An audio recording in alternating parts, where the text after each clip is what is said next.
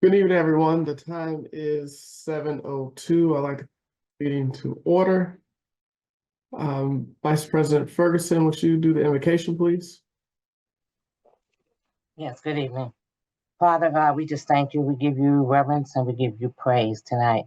And Father God, we thank you for your loving kindness and your mercies that are new every morning. And Father God, we just ask that you would grace us with your peace and your wisdom and your presence. And we ask that you will help us be in alignment with your principles and your statutes as we have this meeting tonight. And Father God, I ask that you will bless everyone that's in participation, all the city officials, city employees, and the citizens of the city of Glenarden, and all who is associated with the city. In Jesus' name, amen. Amen. Madam Clerk, could you do the roll call, please? Sure. Councilwoman Fareed,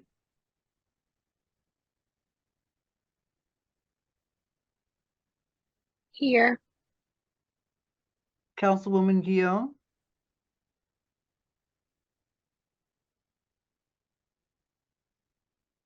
Councilman Hairston will not be here with us this evening. Councilman Herring, Here. Councilwoman Jones, Here. Council Vice President Ferguson, Here. Council President Curtis. Here.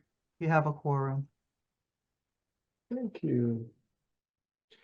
Is there a motion to adopt the agenda? So moved. Is there a second? Second. Any discussion? Any opposition? Hearing none by unanimous consent, the agenda is hereby adopted. First on the agenda are the minutes from January sessions, the work session, the public hearing, the special work session, and the regular session. So that is available for public consumption and for council members to review. And we'll be voting to put those minutes into public record to finalize those at the upcoming regular session and in a couple of weeks. Next on the agenda, we have a presentation by Dr. Kofi Essel, advocating for better food options for the Glenarden community. Is Dr. Essel on the line? Here. All right. And will you need to share video? Yes, may I share my screen? Yes. Oh, okay, let me put that on. All right. Well, sir, thank you for taking the time to come to our meeting to show us how we can have better food options in the Glenarden community. The floor is yours. Great. Thank you all for having me. I will not take long. Just wanted to lay out a proposal to see if there was a potential to work together to ultimately lead to improved outcomes for our citizens. I am a proud Glenarden citizen, been so since 2015, and I'm excited to share with you all some insights that I've been reflecting on with some of my other colleagues in the community as well. So let me go ahead and get started. A little bit about me, just a background. I am a community pediatrician, been for over 17 years based out of DC, working in Anacostia, seeing patients for multiple years from kids from age 0 to 21. I'm also very particular about areas in food and nutrition. I spent years doing work in this arena and have worked on the local, regional, national level, pushing forward policy and standing up against the worsening diet-related disease that we've seen across the country. One of the things that you all gave me a chance to do last year, actually 2 years ago now, was speak at your cancer awareness event. And in this event, you gave me a chance to speak about food and nutrition. And I had a very visible, very tangible message that I tried to really get across. And this message was simple, and it was simply that our food was killing us. Our food was killing us. I think it's important to recognize that I'm not trying to be inflammatory with me saying this, but I really mean something by this.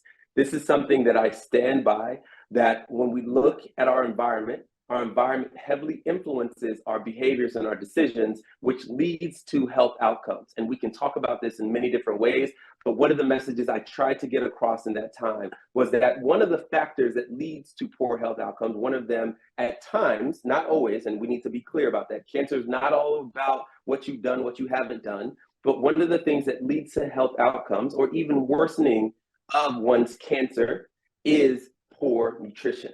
Let me give you a little bit more background before I lay out exactly what I'm talking about today.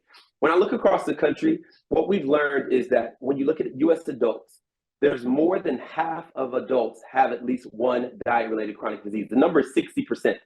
60% of US adults have at least one diet-related chronic disease. 40% have at least two or more.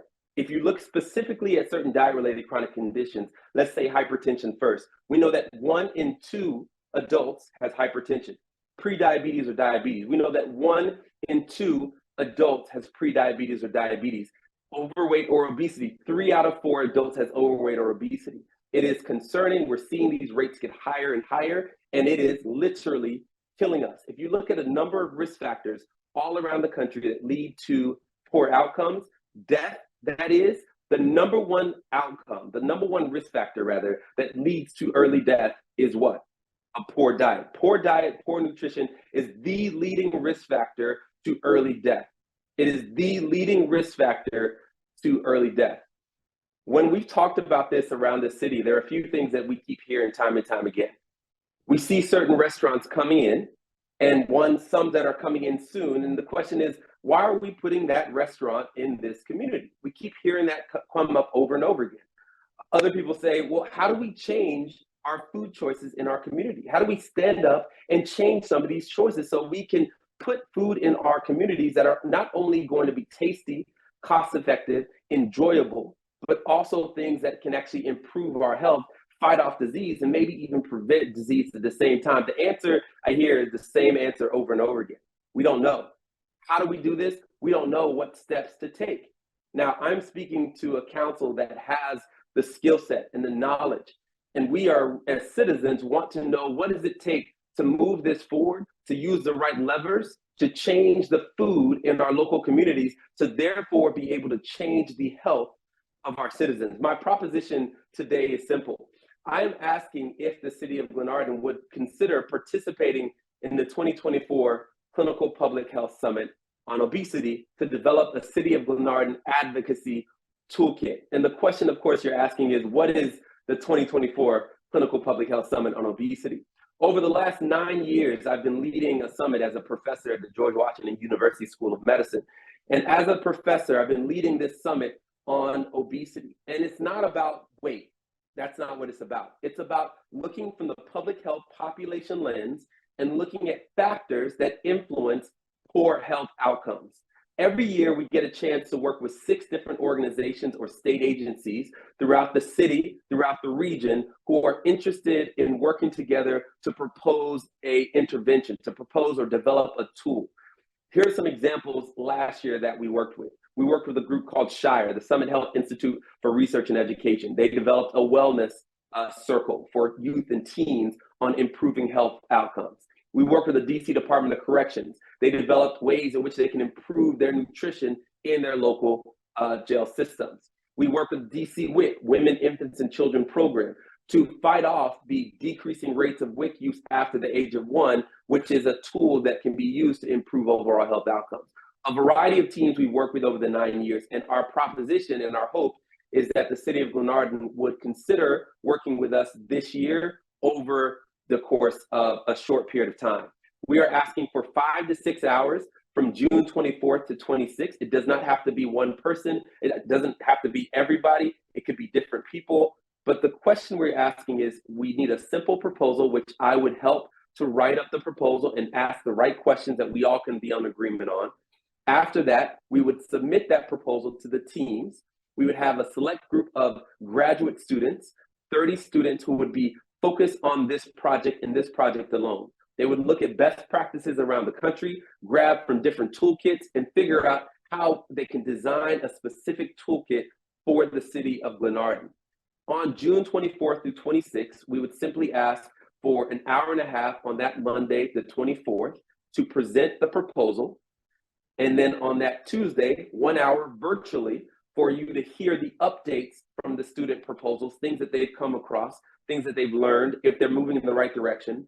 And then lastly, on that Wednesday, we would ask if somebody could be a representative to hear their proposal presented to you. If it meets the mark, everything that they develop would go right back to the city of Glenarden, and the ownership would be with the city of Glenarden. What would come from this summit and what would benefit the city of Glenarden? What we view is that, this is my last slide, you would learn from the best practices that are being done regionally, locally around the country that we can then implement locally. We can create a usable and adaptable template. Whatever's created, it's yours, can be created and adapted to make sure it fits what we are trying to achieve in our community.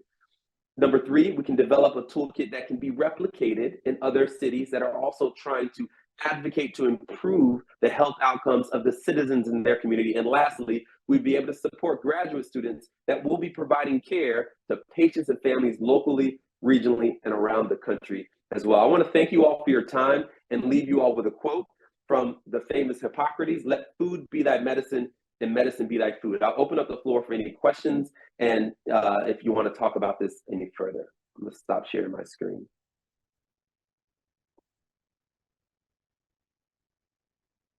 Thank you, Dr. Essel. Are there any questions from council members? Councilwoman Fareed. Yes, thank you, Council President. Dr. Essel, I have a question about what you're proposing. The city does have a few pieces of legislation that have been passed related to health outcomes. One, we've passed a health and wellness advisory committee that would be the perfect avenue for this type of discussion to continue, not just around obesity, but other health concerns in the city. And I'm not sure if you've seen that piece of legislation or if you knew that that committee existed and if you would consider participating as a member of that committee.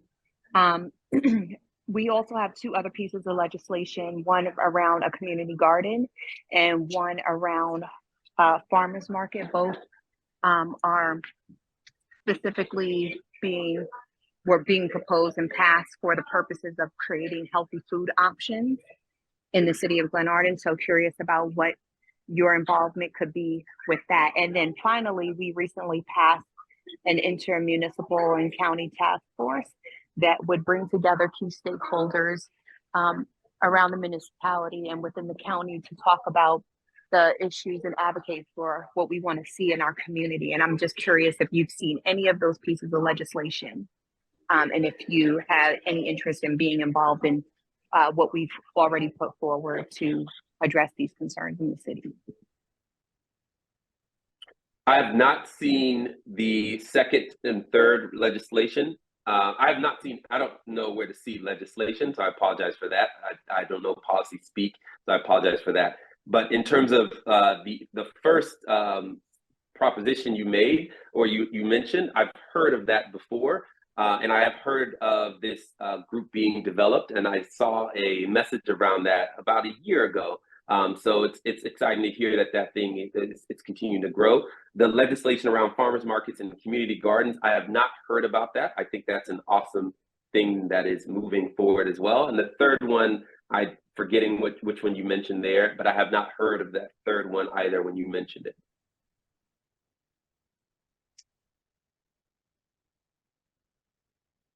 Okay, thank you. Thank you. Are there any other questions from council members? Okay. Dr. Essel, is there a time frame that you would like to hear from the city as it relates to moving forward with this proposal?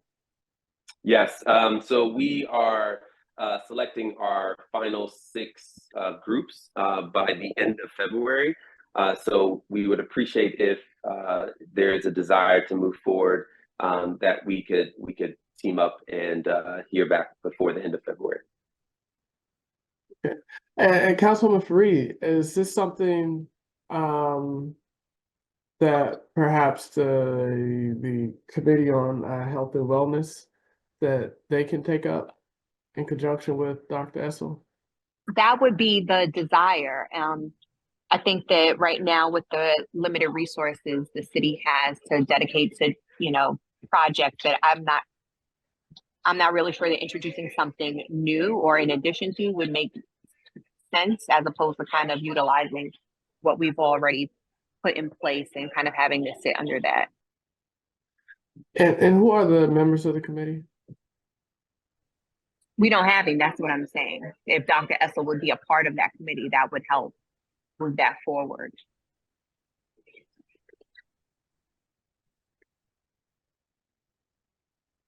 All right. Well, Dr. Essel, thank you so much for your informative presentation. Either way, you'll be hearing something from us soon. Awesome. Thank you all for having me, and I appreciate your time. All right. Thank you, sir. Okay. Next up is a presentation on the Clean Water Partnership with the Prince George's County Department of Environmental staff. Ms. Habita, are you online? Actually, this is Mary Abe. Unfortunately, my screen does not seem to be working. Let me try to see if I can get my video going. I'm here from the Prince George's County Department of the Environment to talk about the Prince George's County Urban Tree Program. And I do have a slide presentation, so if you would like me to begin sharing my screen, hopefully that would work. Sure. I apologize again for whatever reason my my camcord is not it's not I working. can't get out video either. Yeah. Hopefully you'll be able to see my screen. Let's see. Can you see my screen? Yes, we can see your screen. Okay. I'll try to be as succinct as Dr. Essel. He was very good. Just to begin with, you're wondering why we're here today. This is about trying to plant trees within the town of Glenarden and other municipalities within Prince George's counties. Trees are more than beautification. They're essential to climate resilience, and they're also essential to environmental justice. I don't know if you're aware, but Prince George's County adopted a climate action plan in 2022, and natural resource protection and trees are one of the many tools that we will need to become climate resilient in the very near future. I'm going to quickly go through the reasons why trees are important. Carbon sequestration, which is going to be key as we move forward. This is about our future. It's not so much for who we are today, but it's about our future people that are students today, young people. The carbon sequestration today will make for a better future tomorrow. Trees reduce localized flooding. I don't know if you're aware of this, but the tree canopy intercepts and evaporates stormwater as it comes down. So I guess you could say it's actually the cheapest type of stormwater management that you could put, plus it beautifies the streets. Then trees reduce temperatures, and that's the real reason why we want to put trees in the urban communities of Prince George's County. I'm a Prince George's County resident myself. I live in the town of Mount Rainier, and I also live in close proximity to Chillum, where there's really a tree equity issue. Just a little bit about trees. One tree, basically, once we plant it, it takes about 15 years to get to a size that we would say a trunk is about 7 inches to 19 inches. And just one of those trees will produce about 2 tons of oxygen. It will be responsible for 1,700 gallons of water that could be through stormwater management. But if you take that and you ramp it up and you go to 1,200 trees, everything goes up in exponential quantities. So once you put a tree in, that's what's really critical from an environmental justice standpoint. Things may not seem like they're changing that much right now, but you need only look in California to see how things are changing out west. We've just been very fortunate in Prince George's County. One of the greatest vulnerabilities that Prince George's County has will be water, basically flooding from extreme precipitation events and heat. So you might ask, what is the big difference? Visually comparing the same street across jurisdictional boundaries, I'm showing this as an example. This is to the right. You have Chillum Road in Prince George's County. That's right near where I live in Mount Rainier. and you can see there's no trees. And that is the road that was just improved. That's the sidewalk was put there. Literally across the border, the same road, it turns into Michigan Avenue. And this is what it looks like, trees. And you're like, what difference does that make? Well, this is actually an example of Glenarden, Maryland to the right, and this is Montgomery County, Silver Spring. Almost the exact kind of housing stock, one with trees, one without trees. You can only go and look at the property values and you'll start to understand that there are some issues here when it comes to trees. So trees actually increase residential home values. People actually pay more to have trees in many communities, and trees can reduce crime. So I just want to get quickly on to what our program is really about. I had sent earlier kind of our step process. This is a no-cost program to the town of Glenarden and the other municipalities. This is funded through grant funding through the state of Maryland. This is part of the effort to plant 5 million trees in the state of Maryland. So the first step is basically what I'm doing tonight, which is telling you about the program. The second step is, once that you would like to move forward with this program, then we would actually have our team come out and identify all the different opportunities of street tree plantings within the community. After that's done, we would propose a concept, and this is the sort of way that we do it. We quantify how many trees we could put in. And then from there, we would come to the town and we would ask for a resolution to be passed to allow right of access to the right of way so that we could install the trees. The trees that we install are 2 to 2.5 inch caliber in size. They're pretty good size. We also we help with the town in an opt-out period because some residents do not want trees in front of their house. But I do have to say, from a perspective of really trying to make a difference, opt-out is not the best thing. Street tree canopy is really about a cohesive look across the public right-of-way where you plant trees, and these lines of trees actually create shade and change the environment and change the look of the cityscape.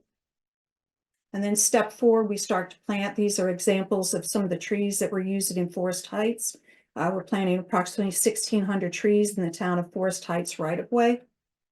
And this is an example to the left, when you can see that's kind of the size of the trees. And then at about 15 years, if you put a maple in, this one in the middle is about what it looks like. And when a tree gets to be about 25 to 30 years old, the one to the far right is what it will look like. And these are some examples of the understory. One of the problems that we have in Prince George's County, we have aerial utilities. So when we put trees in, we can't always put in the shade trees that we would want to do. And then step 5, once the trees are completed, the program will go through with a tree app and GIS locate where all the trees are, and will give the town a full tree inventory that they can work with their tree commission or green team to continue stewardship of it. This includes a 2-year warranty. Upon completion of the street tree plantings, the town would then be responsible for the maintenance care of those trees. And this is just a quick look at some of the trees that might be proposed. The planting, because it's through grant funding with the state of Maryland, we only plant native trees. And I guess with that, I will stop sharing and see if you have any questions. Thank you. Are there any questions from council members? Councilwoman Jones. Thank you, Council President. You made a comment in your presentation that trees stop crime. Can you give me some examples of how trees stop crime? I believe it's in the, I would have to go back and look at the exact studies that have done it, but really it's about perception of the community. And when you live in a community where there's trees and living things, and when you have a street that's cool and shaded, people tend to act differently. They tend to, actually, I believe Carol Barth, are you on the line, Carol? Would you like to comment on that? I am on the line, and if I can just jump in here, there's about 25 years worth of data on this. Francis Kuo is one of the well-known researchers that's done this. And it kind of boils down to 2 things. One is when people see particularly mature trees in a community, it signals that folks take care of the community and that people are outside. So that's not a good environment for a criminal. They're more likely to slide on down to somewhere else. It's like the opposite of, you might have heard of broken window syndrome, right? if things are run down, people think they can get away with more. And then the second reason is that trees reduce stress and reduce violence. And this has been shown in many areas, in large apartments and in public housing and things, that when you add in the trees, the violence goes down. Thank you. I have one other question, and that is concerning the maintenance. So with the maintenance, the county or the city is going to come out and get those leaves up every fall? No, that would be Bags the and all. responsibility of the town. I'm sorry. That would be the responsibility of the town. All right, thank you. Councilwoman Fareed? Yes, thank you, Council President. Outside of the maintenance, which I know comes later, what resources from the city are needed in the initial phases to support this project? Well, I think it's basically what happens is really the willingness to do this, and then the support with the citizens in order to make sure that that the project is the logistics. So essentially our partner is the Clean Water Partnership, which utilizes county-based businesses to install the trees and other sorts of county-based businesses. But from there, really, we're pretty self-sufficient. Once we would go out and take a look to see how many trees we could actually put in, we would work with the town administrative staff or the council to show you the plan and show how many trees would be there.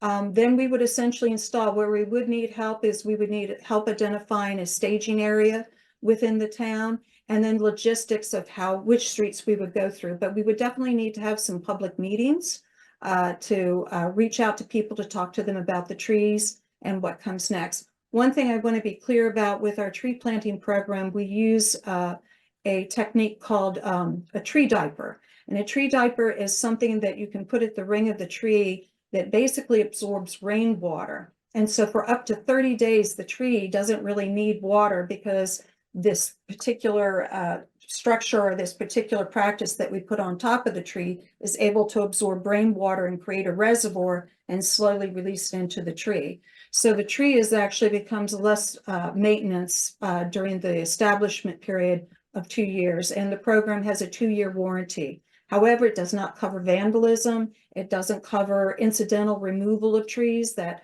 if somebody decides, they're going to cut the tree down, we don't cover that.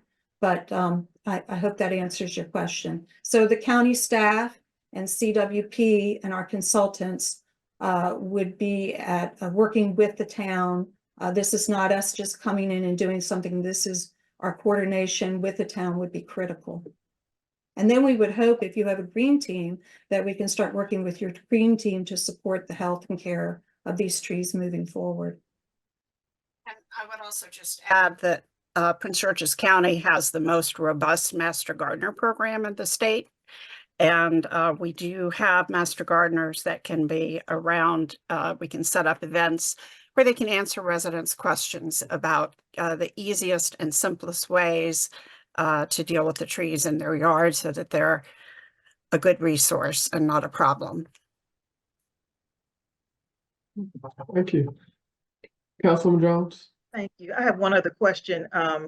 I know my mom has a silver maple in the backyard, and someone came and did some work on it, and we had an arborist come through, and he looked at it and he said there are laws in the state of Maryland that protect those trees. So will we be ensured that any tree that's planted that needs that citizens will be aware that they cannot just have anybody come and cut them or do anything to them, that it's best to seek out someone that is aware of those laws? Well, we have that there is actually a roadside permit required in the state of Maryland to plant trees in the right of way, and there are really laws around that. And so the county would certainly do its best to work with the town because we don't want anybody coming in and cutting these trees, because it's a sizable investment. Make no mistake about the investment that would be made in these trees.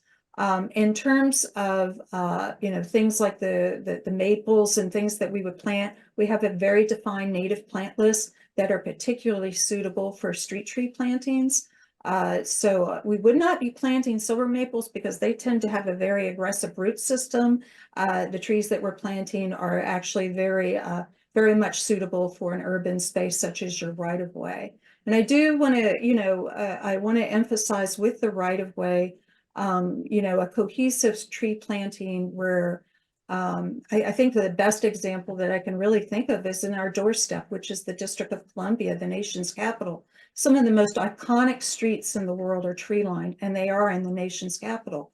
And so when you look at those streets, and then you compare our streets in Prince George's County with fragmented trees, trees that are cut in half, some places without trees, we need to do something about that. And that's what this is really about. This is about taking up our game. This is about getting what we should have had all along. And so the vision is hopefully to one day when you put these trees in tandem down the street, even if they're smaller on the other side to work with the utility lines, but larger on the other, you will have a sense of space that you start to see in the district. Like I said, there's some absolutely breathtaking areas that are urban in our nation's capital. And really, when it comes down to it, it has to do with how the trees and the street and the buildings all interact together. So hopefully that sort of answers your question. Okay, so at one time on Glenarden Parkway, we had dogwoods that lined the whole from one end of Glenarden Parkway to the other in the springtime. They were very beautiful, but for some reason, somebody had them all cut down. So we did at one time have a beautiful, and I still have We don't want to do that. We don't want to do that again. Yeah, So, we have those pictures to show that. And also, so you're saying the maintenance is also going to be done by the city of Glenarden, where when it comes time to have them pruned or cut back for maybe because they're too high or they're covering a safety sign. yes, That would be done by the yes, city of Glenarden. yes, ma'am. But I think it's gonna, what I would say is that we're taking care of the first 2 years in terms of if there's incidental pruning. We would come in, the tree would be established, mulched, watered, and we would make sure everything was watered. Incidental pruning that would have to happen over the 2 years would done. But at the end of it, it's like sending your child to school, it's time. Here we go. All right. That's the way. But I will say this very full-heartedly. Trees are a major part of the equation for our state to become climate resilient. This is not about beautification anymore. This is really about becoming climate resilient. And so it is my thought that with the very bold goals by the state of Maryland, I believe that there will be ongoing support for cities and municipalities which do support trees, because carbon sequestration is going to become the name of the game. Shade, temperature moderation. And just as a side note, Prince George's County is now partnering with NASA to do an urban heat island study. And so we will have an urban heat island study and just early results, places like Glenarden, Mount Rainier, Bladensburg in particular. It's red hot, when you look at those studies. And so they have satellite imagery where they can show how over time things have changed. So it's coming. All right. Thank you so much. Thank you. Councilman Harry? Yes, I just want to say in 2018, the city of Glenarden spent over $400,000 to remove invasive species and plant new trees. So I'm not sure why we were selected again to plant more trees, especially over in my ward.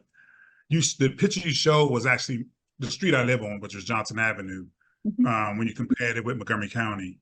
And I'm telling you, when we came up with our tree plan back then in 2018, one of the biggest issues was people didn't want trees in the public right of way. That was the issue that they had over here in my area, because I have a lot of seniors. And again, a lot of them are taking their trees down because they don't want to rake leaves. So we're going to plant more trees. Also, we have overhead wires, and these overhead wires are now growing through trees. And then what happens is the utilities come through and just cut a big V in the middle of the tree, and they look terrible. Right. So I'm just trying to figure out what precipitated Glenarden being chosen, because I live in what they call Glenarden Woods, which has nothing but old oak trees and trees all over the place, and it's completely surrounded by trees. Oak trees is like 60 years old, or and some are even older. I know the trees in my yard are actually so old, I gotta take them down. But again, I guess I'm not understanding, putting more trees in this area. And as for the trees that were on Glenarden Parkway, they were actually hybrid pear trees, and they took them down because they kept on splitting. A number of them fell on cars, and we had to, we had liability issues, so we had to pay for people's windshields and tops of their roofs and car damage and everything. So they decided to take them all down because they kept on splitting because they were so old. They got so tall, and the utilities just cut the middle out of them, which threw them off balance, which caused them to split. So these trees, I'm like, and again, also planting trees in a tree box in my area, that's basically takes away a parking space, and we already having parking issues. So I'm just trying to figure out how did they come to Glenarden as an area that needs more trees? I'm not understanding that. Well, When we we've have actually, the county has, just background on me, I'm the Deputy Associate Director of the Sustainability Division of the Department of the Environment. I work under Don Hawkins Nixon, who is the Sustainability Associate Director. And as part of the work that we do in Sustainability Division, we've been doing tree canopy assessments and comparative analysis between areas with high impervious areas and lack of tree cover. And Glenarden is definitely falling into those areas. The truth is that most of our municipalities, we've actually done a tree shade study, and we know what percentage of canopy. Off the top of my head, I don't have the study in front of me, but let's put it this way. The county itself, the average tree canopy is 52%. Most of the communities inside the Beltway, well, it's probably closer to 28%. That means that almost 70% of your land cover is an impervious surface. Could be a roof, could be lawn, could be a sidewalk, could be a road. With climate change, those particular types of surfaces will put the heat on high. And so the trees, when we look at particular communities for more trees, that's what we start to look at. But honestly, too, this is the program is young, and so we're looking for people that want trees. And so, I understand what you're saying about, the elderly not wanting those trees in the right of way. But I think I need to be really clear about what I believe the right of way is. I used to work at the Department of Public Works and Transportation in Prince George's County. And the right of way, if you put a sidewalk in, you do curbing, it's for the betterment of the community. It's so somebody can walk down the street. And trees are no different. When you walk down the street and three houses decide to allow trees to be put in front of their house, and five houses don't. When somebody walks up and down that street and they hit that heat, when they go under those trees and they're not, as far as I'm concerned, that's an asset that was missed. And so I would be very careful about the opt-out option, because really the person in front of that house or behind that right of way, it's really the town's right of way. And this is for the betterment of the community. I can't emphasize enough. Our climate is changing. For us to make a difference, we must plant the trees now. We must. Otherwise, it's not going to do any good 15 years from now, because you won't have the trees to give you the shade. So from a standpoint of how we selected you, we're talking to many different municipalities. And we thought that there was interest in Glenarden, but we certainly understand your reservations in those terms. Thank you. Did that answer your question, sir? Yes, thank you. And if I could just very quickly piggyback, the other thing we didn't really talk about tonight were the community health benefits of trees. Sort of going on from your first presentation, communities with low tree canopy have higher rates of childhood asthma, higher rates of stroke and heart disease. So again, that's why we say it's not just a nice to have, it's a need to have. And we just want to be sure that the municipalities in Prince George's County get what they deserve. and get the tools they need to continue to be vibrant and healthy communities. Yes, and to just get to hop onto Carol's point with that, our sister agency, the Department of Public Works and Transportation, is responsible for the county roads. They have a huge tree planting program where folks that live on county streets are getting those trees. I mean, they are planting them by the thousands. And so this is what the Department of the Environment is been tasked with doing, is working with municipalities to make sure that they get the same thing. But it's a little more difficult because you all own your municipality, you own your right of way, you have those rights. But I just want to emphasize time is of the essence with these trees to put them in to make a difference.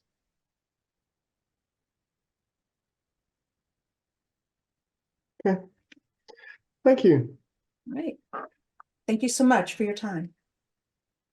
Thank you. Have a good one.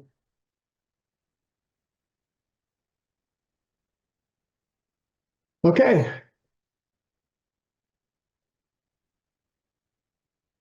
All right. Next up on the agenda. Excuse me, Council President. Yes, Councilwoman Fareed. Are we going to discuss the items that were just presented to us as a council? I thought, you know, being that we're in a work session, it would make sense for us to discuss what our thoughts are on these items now. Certainly. I mean, it's open for discussion. Yeah. Yeah, because I know we had questions for the presenters, but I don't know if we're discussing what was presented amongst us. Well, the floor is yours if you would like to have something to say on the topic.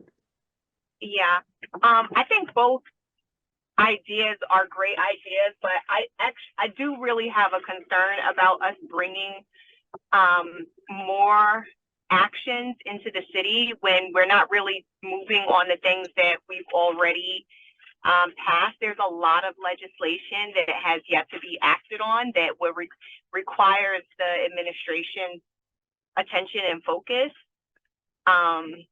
So that would be my only concern. So I kind of agree with Councilman Herring and kind of where was it raised from?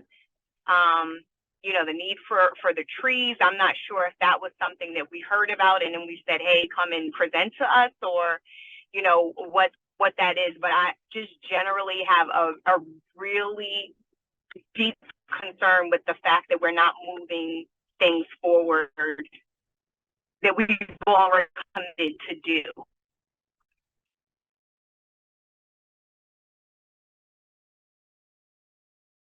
Thank you, Councilwoman Fareed. Is there any other discussion on the topics that were presented tonight? Councilwoman Jones? Yeah, I'm inclined to agree with Councilwoman Fareed. How was this, the Clean Water Partnership brought about? Did somebody come to the city and present this to the city, or did we reach out to somebody? Ms. Habita, do you know the answer to that? Sure. We were approached through the grant process that there was some money that would not, that the tree planting would be done without any cost to the city. So it was an in-kind kind of benefit to the city that we didn't have to lay out any money. So it came through John O'Connor, and who's our grant writer. I think he had his hand up, but I don't know if he wants to do anything now. I did, yes. Sorry, Mr. O'Connor. I thought you raised your hand for the next topic. I did not know that you were part of this topic, Mr. O'Connor. Yeah. Yes, Mr. President and Council. So I've been working with the Clean Water Partnership for several jurisdictions in what is an in-kind grant program, either large in scale or small in scale. Forest Heights being the largest of 1,600 trees that are being planted currently.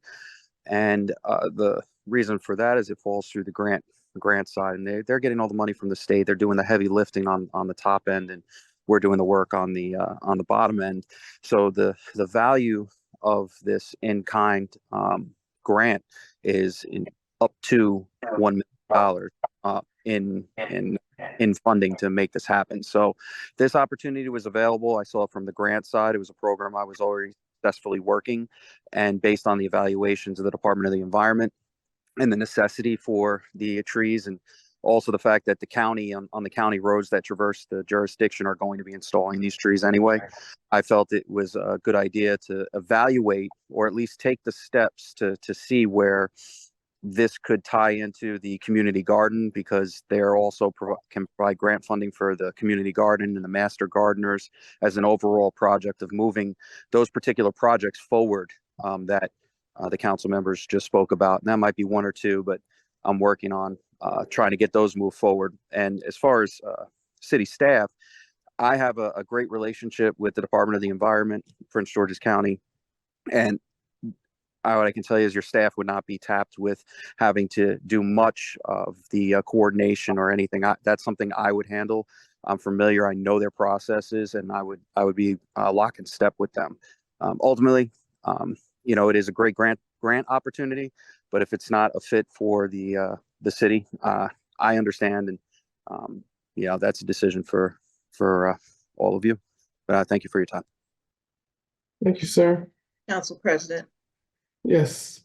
So in conclusion of my question, so is it possible that we can get an analysis of where they think that the city may need trees, get the analysis from the county, and then determine that from there, or do we have to accept the grant and accept whatever they bring before us as far as where the trees are going to be planted? So my experience in Forest Heights is, and the reason the resolution is there is so they have the right to go into the right of ways. So you have not technically accepted anything at that point. You've just given permission for them to go into the right of way, acknowledging the program, and they go out and they actually do a study. They mark every single place that a tree could go or should go, and also the dead trees or the invasive species, and put that all out there and come up with a plan that's best for the city. I don't want to speak for the county, but I know that let's just say you don't want to do the entire city and you figure there's a particular area. Believe me, they want to get trees to as many jurisdictions as they can. So if you don't want to put in 1,600 trees and you want to set a limit and say, hey, look, we really want to get 400 trees and this is the area that we can do it and make it most impactful, I believe that they'd be willing to work with that.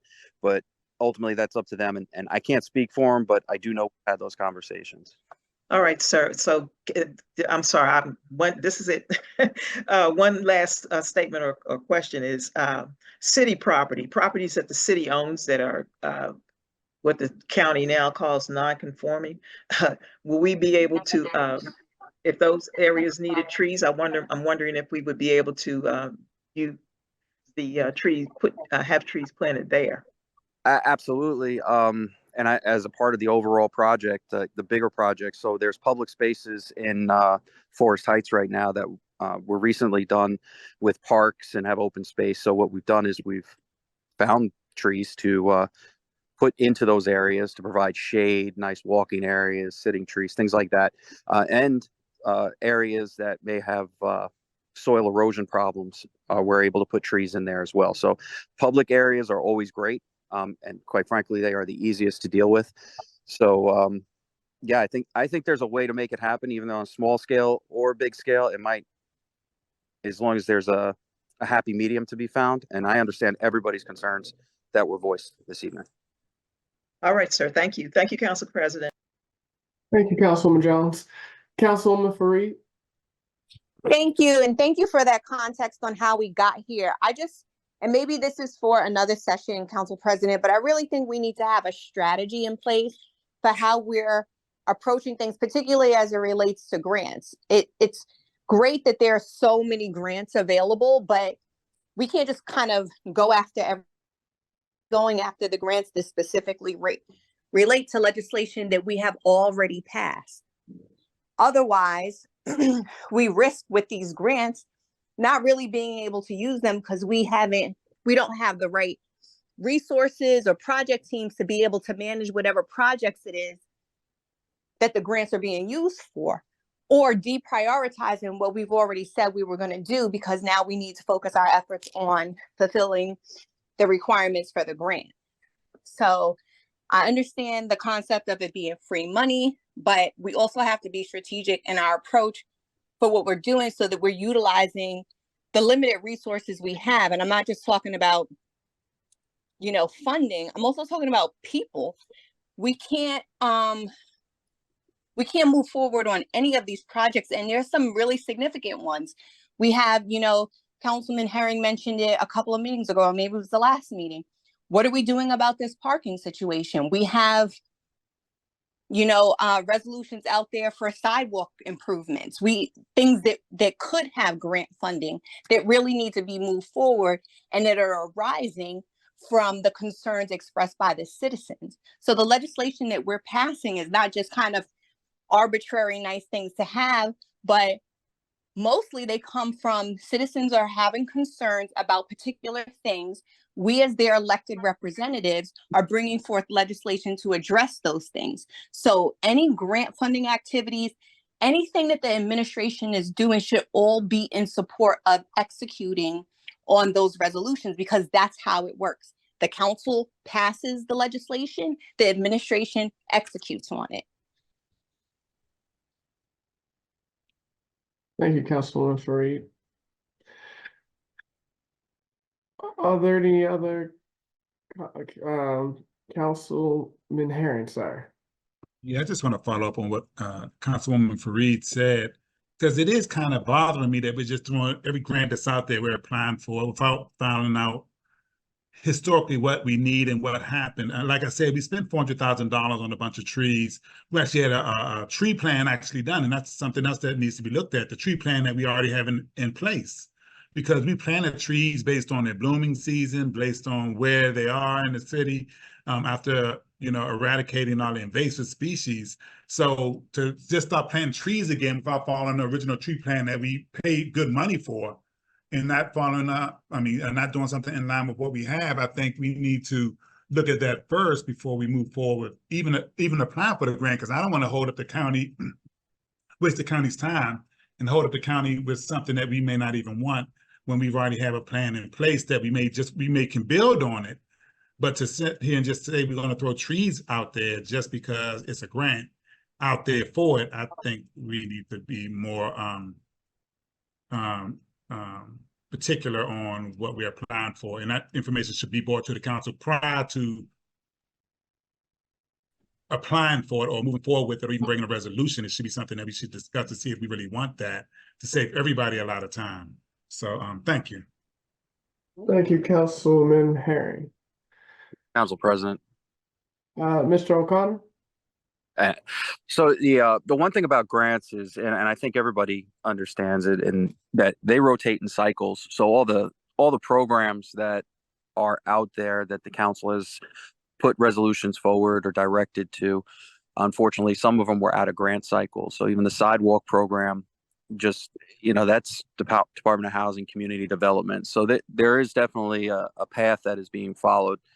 And there's no application that's been filled out for this particular grant for the county.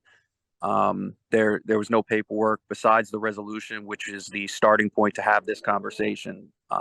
So I'm more than happy to follow any path or direction that's given for the grants that I'm given to make them happen, so it can further the mission of the city.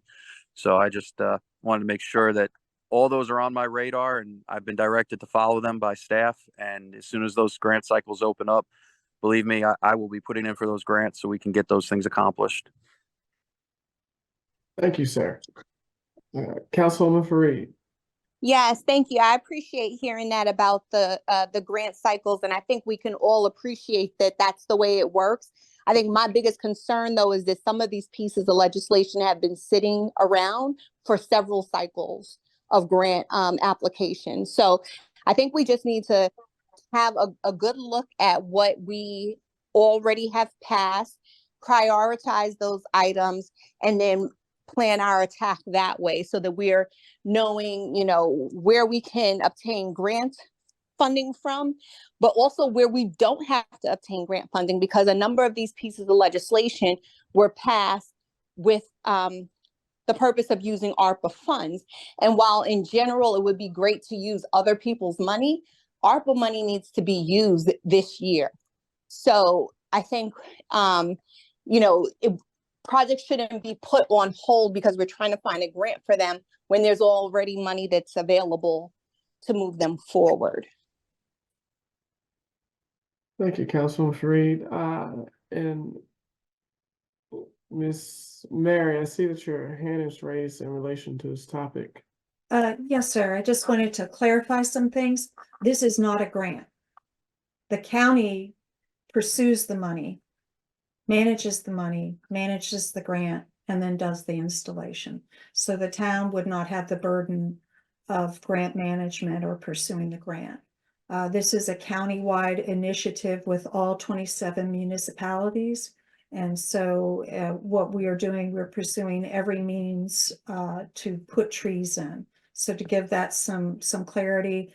And then also too, from a programmatic perspective, this is not an all or nothing deal. We will work with you. If you have public spaces that you would prefer to get treed first, if you did want to work with us, that would be prioritized. If you have an existing tree planting plan, we will work with that tree planting plan. This is not about the county coming in and putting something here because we have to fulfill requirements. That's not what it is, but I just wanted to clarify. This is not a grant that the town would have to apply for. This is about first come, first serve. If you want to be part of the program and get trees put in, we'll work with you. If not, we'll work with you in the future if the money is available to put the trees in. Thank you. And Miss, I'm sorry, how do you pronounce your last name? Is it Abe? Abe. Mhm. Okay. Yes, sir. Is there a timeline for a decision on this? Well, well, there is a time, we have a grant cycle coming up that we are applying to the Chesapeake Bay Trust and also EPA to get a very wide ranging grant opportunity to plant trees in. Bladensburg, the town of Bladensburg has already said that they want to be part of the tree planting program, Mount Rainier and some other municipalities. We also work with HOAs and churches and schools. So we'll use, we'll use those forward as whoever wants to be part of that application, but there's no obligation. But frankly, we would want to know the way our process works from the point in which we get out into the right of way or we start looking at a design. It takes a couple months. And so if you agreed to do this, if there was a resolution, these tree plantings wouldn't be occurring until the fall of 2024, fall to winter. Because it takes time. This is, you have a very large town, you have a lot of spaces, and it takes significant analysis and effort. And that in and of itself is worth a lot of money. And again, I'm a registered landscape architect with 35 years of experience. And so these planting plans, they can take some time, and we do have the expertise to work with you. But I just want to be clear, this is not all or nothing, okay? So we just want to work with the towns. Thank you. All right, if there are no more comments from council members, hearing none, then we will close this discussion and move on to the next item on the agenda. Okay, next item are the legislations on docket to be passed this month. First up is the ordinance 04-2024 code chapter 149 vehicles and traffic updates needed for placement of speed cameras and red light cameras. This has already come through to the council. This was put on hold during the last regular session due to concerns related to I guess the decision of where the camera should be. The attorney has looked at it. The updates that were requested have been made, and I spoke with Mr. Karpinski, and Mr. Karpinski also sent a email saying that this piece of legislation is ready to move forward with those adjustments. Are there any questions related to this piece of legislation? Okay. Hearing none, we'll move on to the next one. The next one is an ordinance granting a renewal of the cable franchise to Comcast Maryland LLC and authorizing a franchise agreement. So,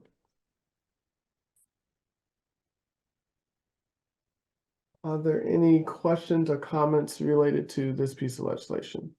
For it up. Yes, Mr. President. Councilman Herring. Yeah, to the city manager, are we only doing it for Comcast? We're not doing the franchise agreement for Verizon?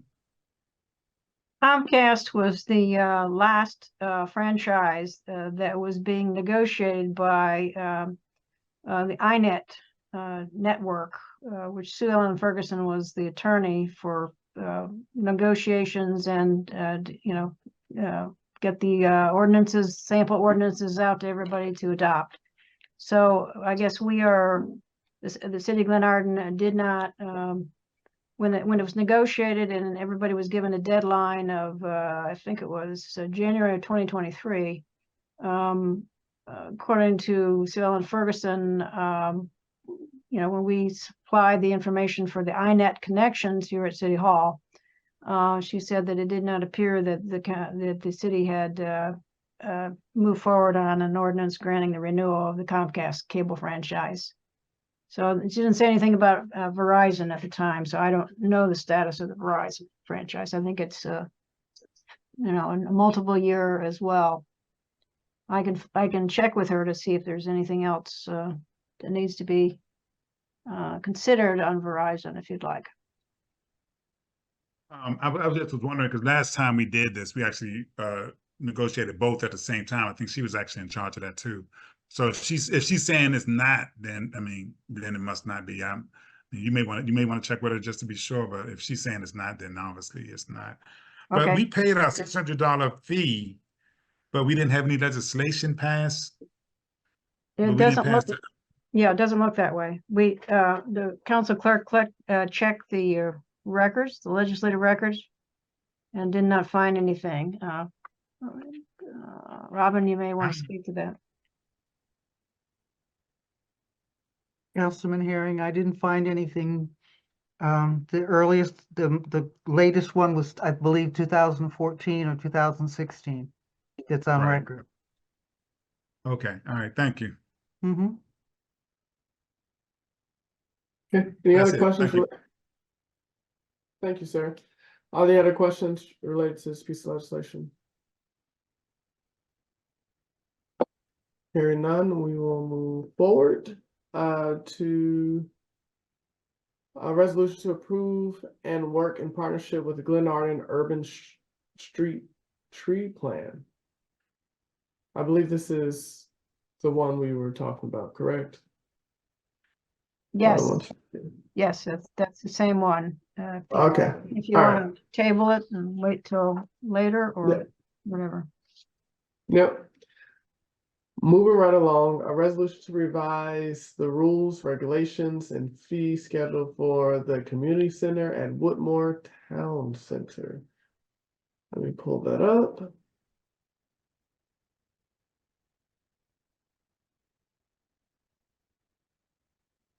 I'm sorry, Council President, point of order. You said the last resolution is going to be tabled? Well, for the urban tree street plan? I made a comment to that effect that if council did not want to, go forward with it, we could not put it on the agenda for the upcoming meetings, the public hearing and the other regular public session. It hasn't officially been tabled, but it looks like we're heading that way. But certainly it's up to the council whether we want to table it or explore it further. Okay. What? I just wanted to note on the resolution what the decision is going to be.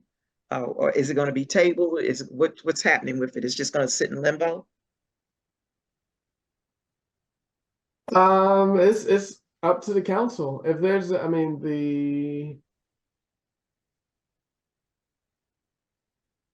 the resolution has been pushed forward. You know, it has been in the hands of the citizens, so we can move it to the public hearing to see if citizens have a comment related to this piece of legislation. Maybe an overwhelming amount of, you know, citizens would come out and speak in as a proponent for the tree plantings. So it'll stay on there, but in a regular session, if there has not been any traction, if it's the council's desire, then we will officially table it. Okay. I think. Okay.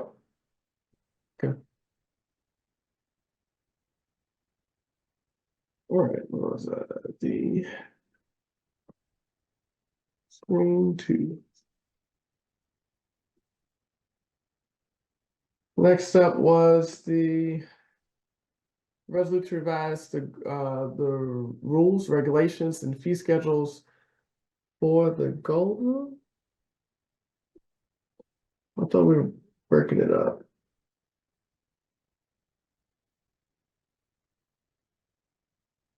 Well, are there any? I'm sorry, who's that?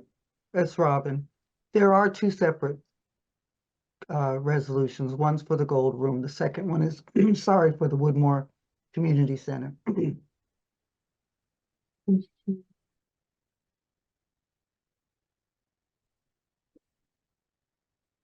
Okay, thank you. I skipped it. Sorry. So first up is the resolution for the Gold Room. Are there any questions related to this piece of legislation? Yes, Mr. President. Councilman Harry? Yeah, since I wasn't at that meeting, I do have quite a few. Okay, on under discounts and gratis, there's a discount that says current Glenarden elected officials. A current city of Glenarden elected official may receive gratis once per year for a non-public interest event. So does that mean that the council member can get it for whatever they want to use it for? Is that what that means? Yes, I believe so. Okay, Within the rules. yeah, but that's that's valued at almost $12,000 to $2,000. That's almost like a gift to the council member that we're not giving to anybody else. For them, I mean, that means I can go and have a private affair free of charge for a birthday party or whatever I want to do, and that's a $1,200 gift to me as a council member. I think that's an ethics issue, actually, and I think that needs to be looked into, because again, I mean, the ethics screws are very tight, and that's we're giving ourselves something that we're not giving anybody else, and that's valued at $1,200. And I know an in-kind gift is just as in the ethics rules, the in-kind gift is just as it's still considered a monetary gift. Either way, but I'm not understanding why the council member would get a free event in the Gold Room for anything that they want to have. I mean, if you were talking about, you know, a public function or something for, you know, public hearing or something like that, even though we can use it for that, I don't know why we even being included in the gratis, because it's our room. We can use it how we want to, but you know, for city events, but privately, us getting a private event that could be valued at almost $2,000, that might be an ethics issue. I think that needs to be looked into. That's one of the items. I think on a master catering contract, again, with this catering thing, is really starting to drive me crazy, because again, on page 2 of this catering contract is saying, you know, here we go again about all other catering options, including food prepared at home or unlicensed kitchen facilities that are prohibited by Prince George's County Health Department. So is that saying that people cannot bring in food from outside? You have to have a caterer for the Gold Room. Is that what that's stating? Well, sorry, what page are you on? Page 2, yeah, under the, it's go to the next page. It should be event. Let me see. right there. After item number 4.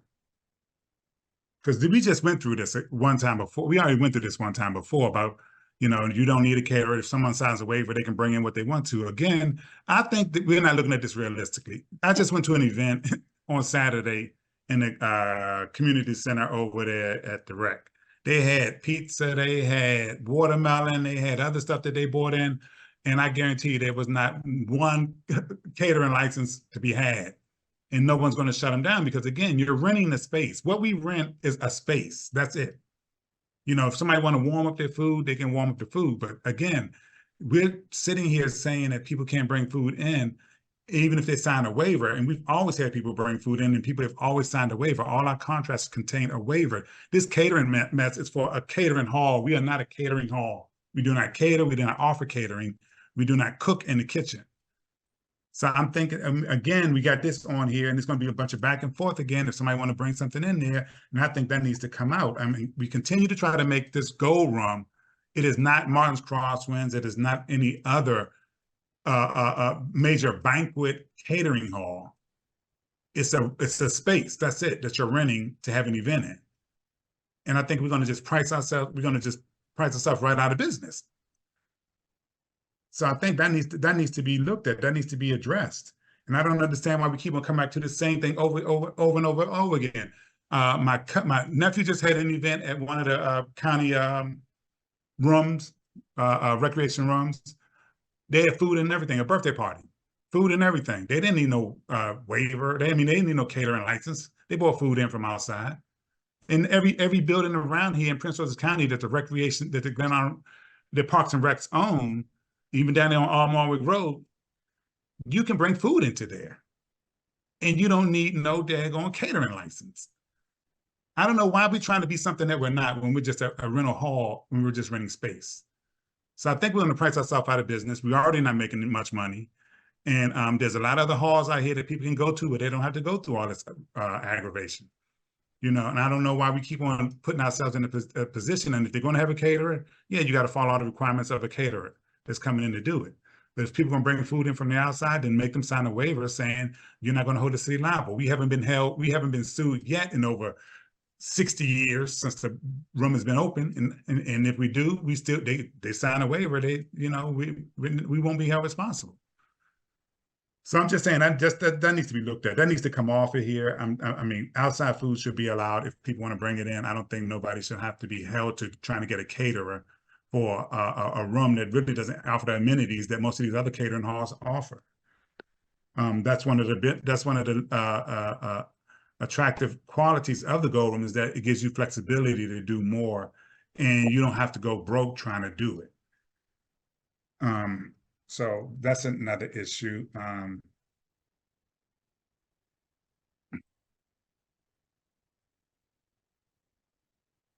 It was one other thing. I think that was it. Everything else I went through. And actually, I didn't get a chance to read the whole thing. But again, I think that gratis thing is going to be an issue for the council members to get a free event. That's actually money in our pockets, because we won't have to pay. We won't have to pay for an event that everybody else would have to. Okay. And that's it. That's it on that. Thank you. Councilman Freer, I see that your hand is up next, but I also see that Ms. Bunn's hand is up. Is your comment in conjunction with Councilman Herring, or would you like her to respond? Okay, Councilman. And I know I expressed this when we had our special meeting around the Gold Room stuff. I really do agree with the catering piece. I think that we're making it very difficult for people to host an event. And particularly people within our own community who should be able to have access to rent our space for, their event, and requiring a caterer with $1 million of insurance is just a lot. When we're talking about repasses, that may just be people contributing, making an addition, bringing it in. I understand the concern around a potential lawsuit, but if we're making them sign a waiver, then they're taking that risk. I do not see why we should be imposing this significant requirement on people renting the Gold Room. Thank you. Ms. Bond? Good evening. Just wanted to say that, but I don't know if you, Councilman Herring, I don't know if you had a chance to look through the rules and regulations. But it did state, basically that the client did have a second option where if they wanted to bring in food, let's just say like a Sardi's, then they will have to, sign the waiver, one, but also provide us with a COI for the $1 million, and that's for liability purposes. Anything goes wrong, then they're held responsible and they're liable for anything that's going on with the food and anything like that. So you just want to look at the rules and regulations because it does give them that second option.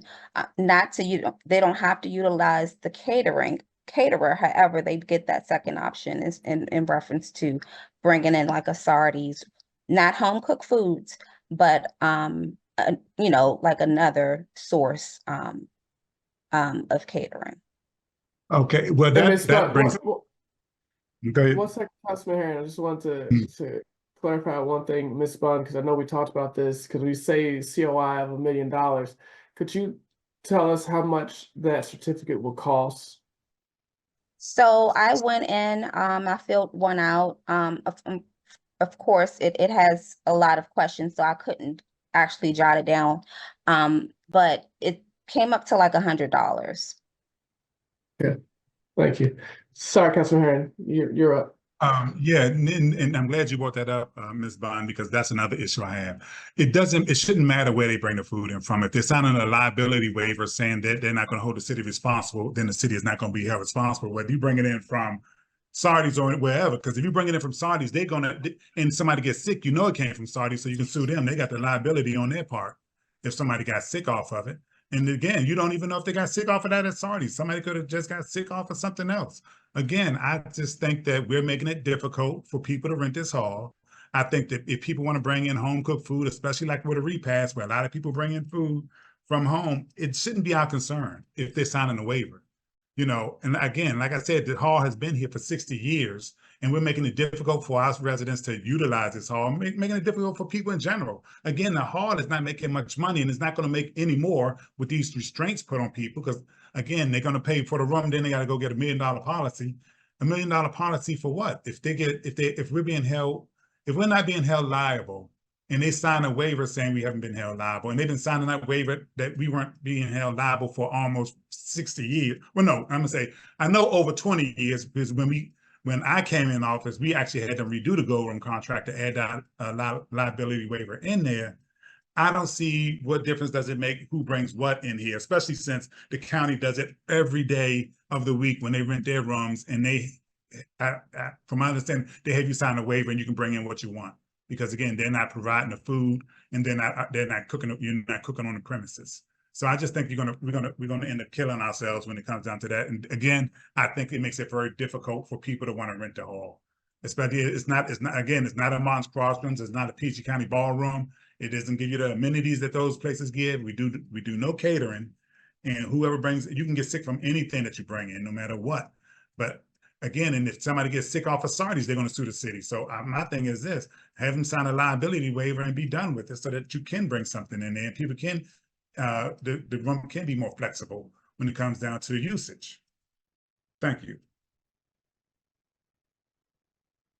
Thank you, Councilman Herring. Councilwoman Jones. Thank you, Council President. Once again, most caterers, not most, all caterers know that they have to have that liability insurance, and they carry it.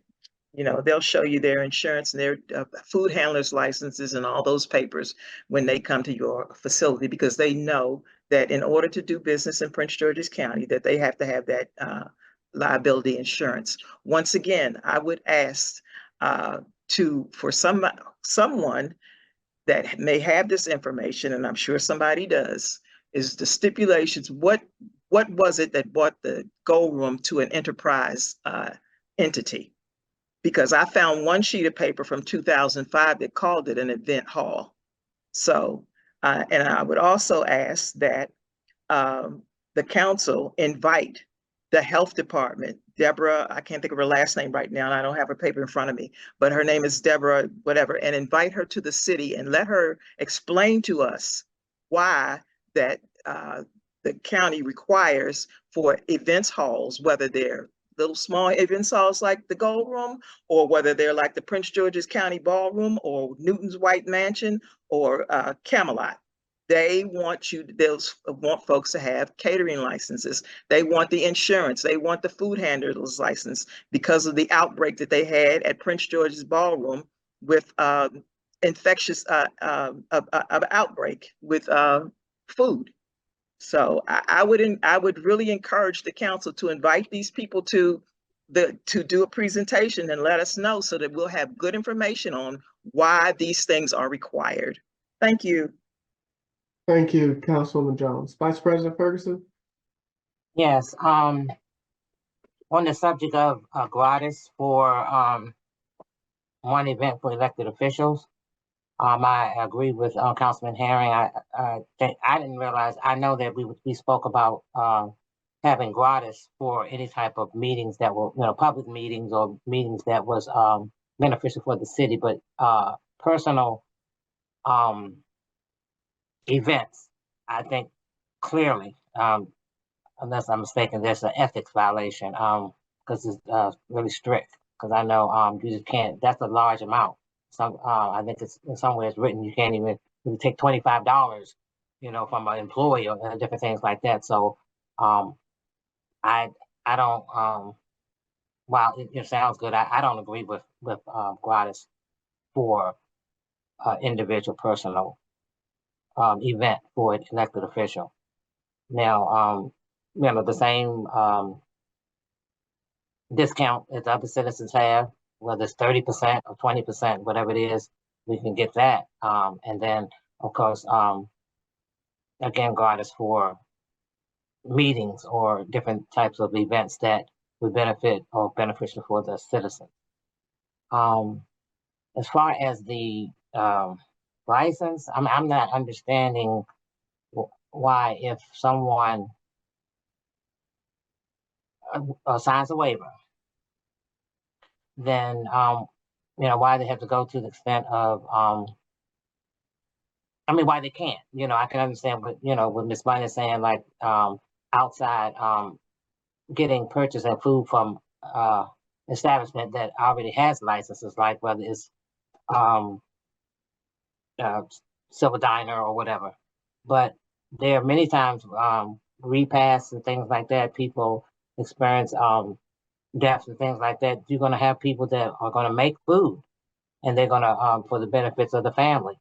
And so I just don't see, if they do a waiver and they are going to be responsible, and the waiver is written to the point where it clearly exempts the city from any suits or damages, then I don't see why they have to go to the extent of having a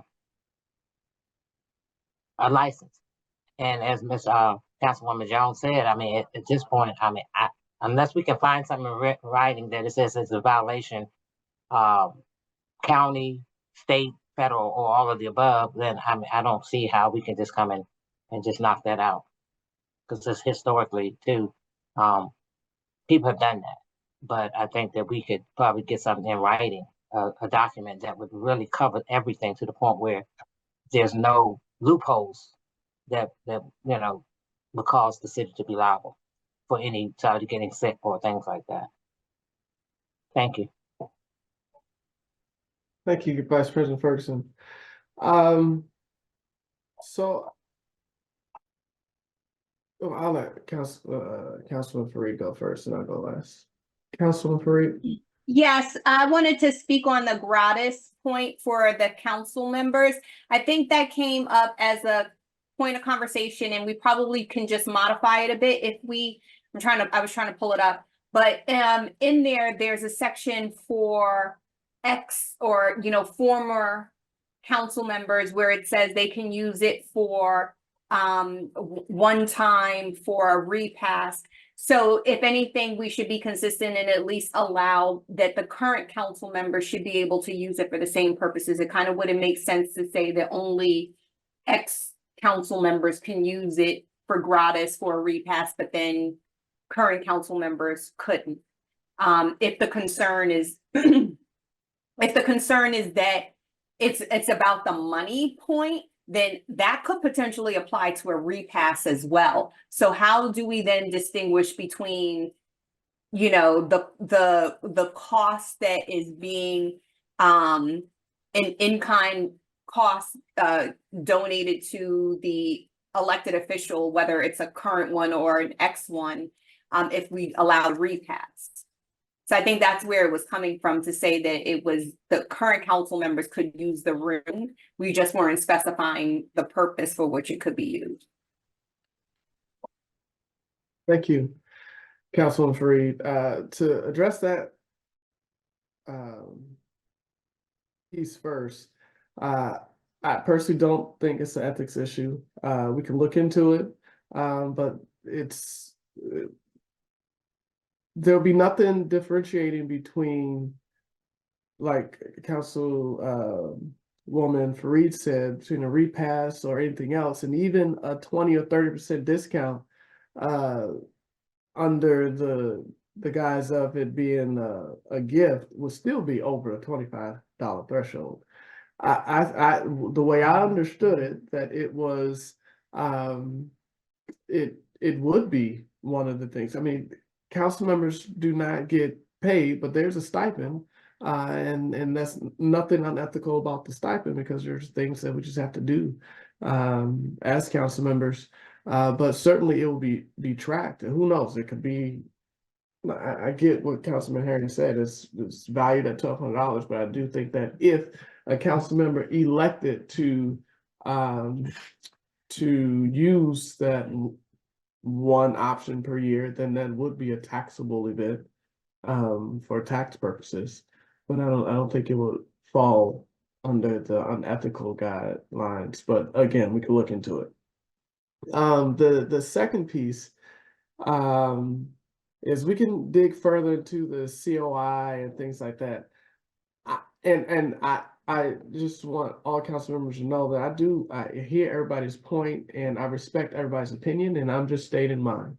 As it relates to the gold room, I know that we kind of steer the direction of just the overall. Let's consider us like the board of the boardroom, and then you have Ms. Habita, who is let's say the managing director, and you have Ms. Bunn, who is the coordinator and I believe has a vision for what that space can be and have expertise in that area, in that field, more than what I have. And I would just like to see us,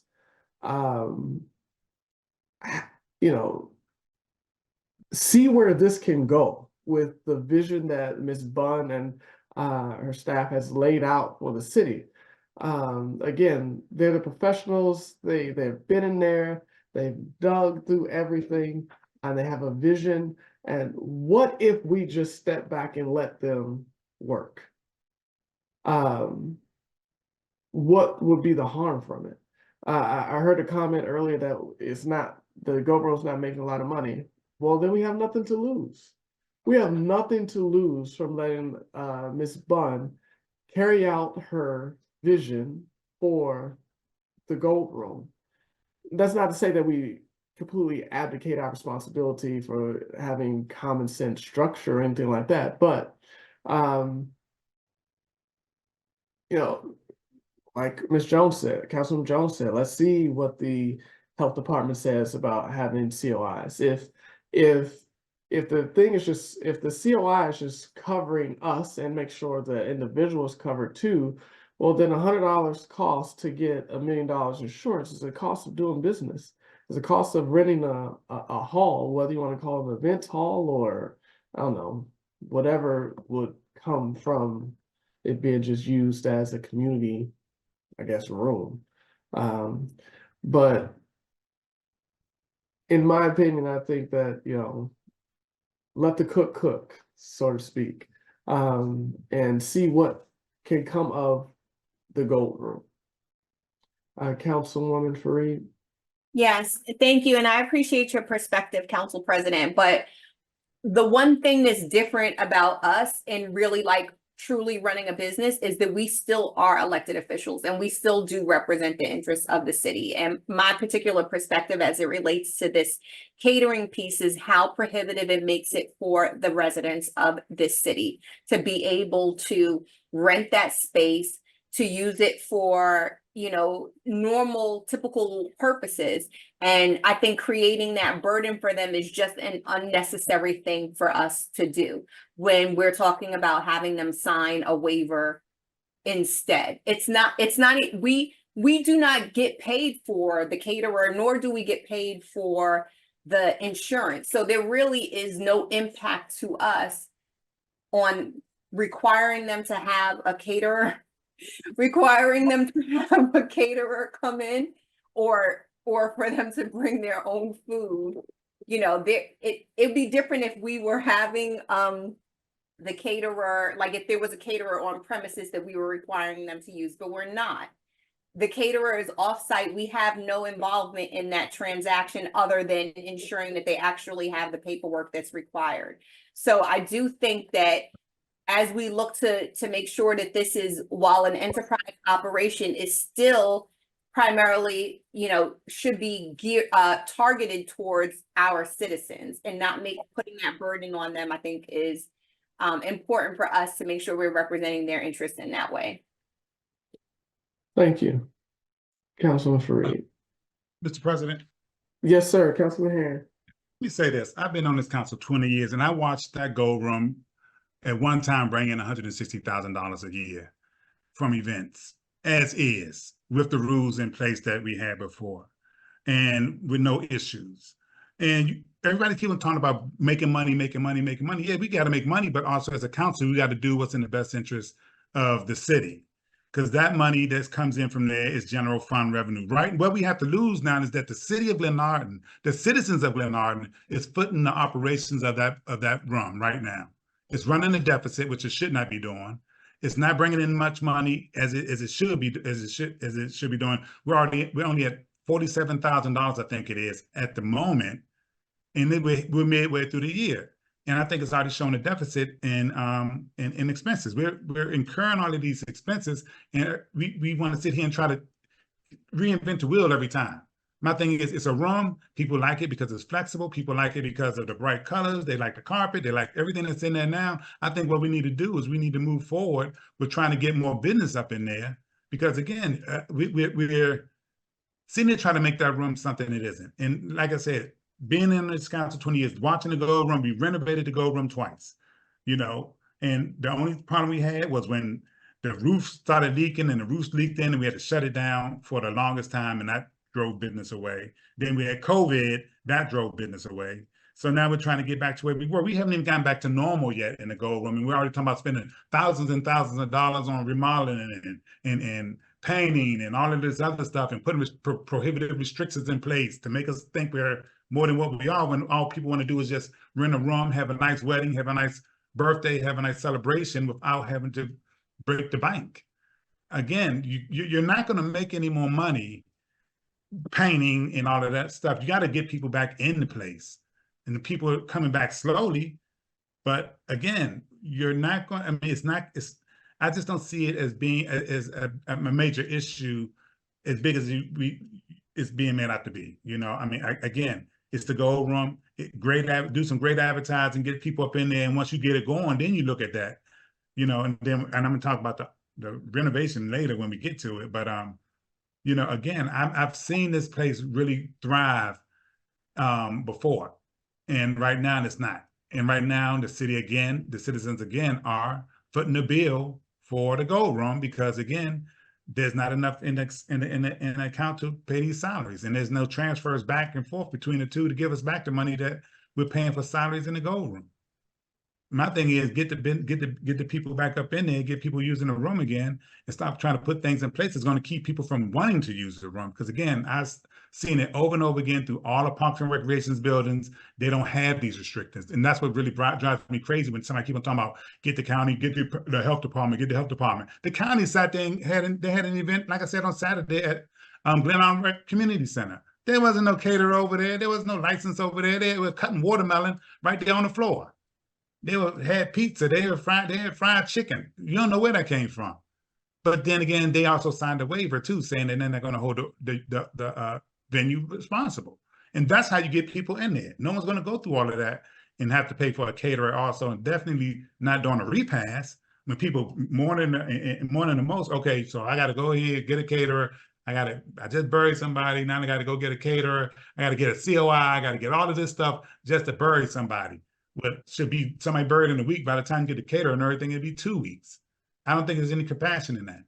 So, I just think that we need to trying to get business up in here and stop worrying about what everybody else is doing and what PG County Ballroom is doing and Martin Cross rooms are doing. That we're not them. Everybody wants to be them, but we're not. Thank you. Thank you, Councilman Herring. And let's say we concede to the COI, right? And, people don't have to fill it out, because I understand the burden on that you guys are talking about. Then I think it comes down to, what are we going to have? Are we going to have a community room, or is it going to be an enterprise, self-sustaining enterprise? My concern is that we are not going to learn from well-documented past, right? There's a book called From Good to Great, where Jim Collins is analyzing what companies make the leap from good to great. And I say that because we're talking about enterprise. And the ones that were able to adapt with the changing of times were able to go to that level of greatness and still be in business today. Those companies that weren't able to adjust to the times, I mean, things change. From 3 years ago, things are not the same. From 10 years ago, things are definitely not the same. And so those businesses who are able to adapt and adjust to market and flow with the change survive, and those who don't, and they go bankrupt. And in our case, the citizens, if we choose that route, will continue to foot the bill. But I think the objective is to implement some bold ideas that doesn't necessarily take us off track of what the purpose is of the Gold Room, but really generate interest and revenue for the Gold Room that then gets into the bottom line, comes into the city and actually benefits the citizens. Who knows? The idea that I have is that it generates enough revenue. We have money in surplus, and that could benefit to, using that money to give back into the community, as opposed to right now where we're just, we are footing the bill. The citizens are footing the bill. So I think the goal is for citizens not to foot the bill. We just have to find out what's the right path to get there. So with that being said, if there are no more comments, I think the three things were we'll look into the $1,200 gratis. We'll look into that with the attorney and see if there's any ethical violations there. We'll look into the COI to see if there's any wiggle room. Do we want to require it, or do we not want to require it? And I cannot remember the third. Sorry, Council President, just point of clarification. What are we looking into regarding the COI? Because that sounds like it's just an opinion from the council of what we want to do or not want to do. Well, I don't know. So let me ask Ms. Bunn, is that a state requirement, Prince George's County Health Department requirement, or is that just up to us, the council? That's up to us, basically, just as Okay. a backup for if anything was to happen with the actual venue itself. Okay, thank you. So I misunderstood the health county health department comment. All right, so then is I'm sorry, Council President, but from the count, like I said, I would recommend that Ms. Bunn reach out to the director of the Prince George's County Health Department, because I was told, and from the director and the one of the inspectors, that the venue has to follow the Prince George's County guidelines, and which are the state guidelines, the COBRA laws that have been issued by the state for Prince George's County to follow, and that's how they set it up. So I would respectfully ask that Ms. Bunn reach out to the director and get some clarification on the catering issue, and then bring it back to the council. okay. Well, Ms. Bunn, if you could do that, Let them that'd do be a great. presentation to the council. We have 2 weeks before this legislation is passed. So if there is actual overarching rule that the city has to abide by, we'll be able to find that out. All right, thank you. Okay. Ms. Bunn, I saw your hand go up and down. Did you have something to say? No, I'll work on that. That's no problem. Thank you. All righty. Thank you. Next up is the rules and regulations relating to the community center at Wilmore Town Center. Any questions related to that? Yes, Mr. President. Councilman Herring? Yeah, again, this was one I wasn't at. Again, this one is doing the same thing. This is just a daggone community room. That's what we had it as. And what I'm really getting tired of is people trying to change what the intent of that room was when they weren't here when it was established. Now, to sit there and say the type of events that can be held in that room is just meetings, seminars, and workshops only doesn't fly, because that was not the intent of that room. It was a community room where people can have events there, small events there, where they don't have to rent the gold room. And it was a give back to the citizens from the developers. No, not give back. It was required to be given to the city of Glenarden by the developers in the DSP that was filed. And so continually letting Lynn Snyder tell us what we can and cannot do with that room is really starting to get on my nerves. Because again, she cannot tell us what to do with that room. We went through this when I was on the council when we had Sue Ellen Ferguson there. We went back and forth on what a community room constitutes, and we said what we were going to use it for. And because they want to change up how we want to use it, everybody's bowing down and is like terrified of this woman. This woman has nothing to do. This room was given to us. She can't take it from us. It was given to us in the DSP that was passed by the county planning board. So to sit there and say you can only have meetings, seminars, and workshops, no, that don't fly. Because again, I know a lot of people that like to have a small event, and maybe we want to have a little baby shower or something like that, and that's the room that you can do it, that you should be able to do it in. Music, again, with this music thing, yeah, I know you can't have no band or nothing in there, but you can have music. And we went around on that too. And because Lynn Snyder said you can't have music, everybody's running scared. And I just don't, why is everybody terrified of this woman when she has absolutely no authority over that room when it comes to what we could do it? Because we've already went around on this. And it's really getting frustrating, because again, that's another room that was given back to the community that we're not trying to make money off of, but we want to have a place where the citizens can go to have an event if they want to have a small event. That was a give back from the developers for all the hard work that we did in creating Wilmore Town Center. And here we got all of these rules in place, know this, know that. And I don't understand why we even are offering, which I don't understand. Why are we offering add-ons? I don't get that. I don't understand why we will even offer add-ons in that room. All we should be giving them people in that room is tables and chairs. That's it. Because that's what the room is meant for. Anything else that they want, they can bring themselves.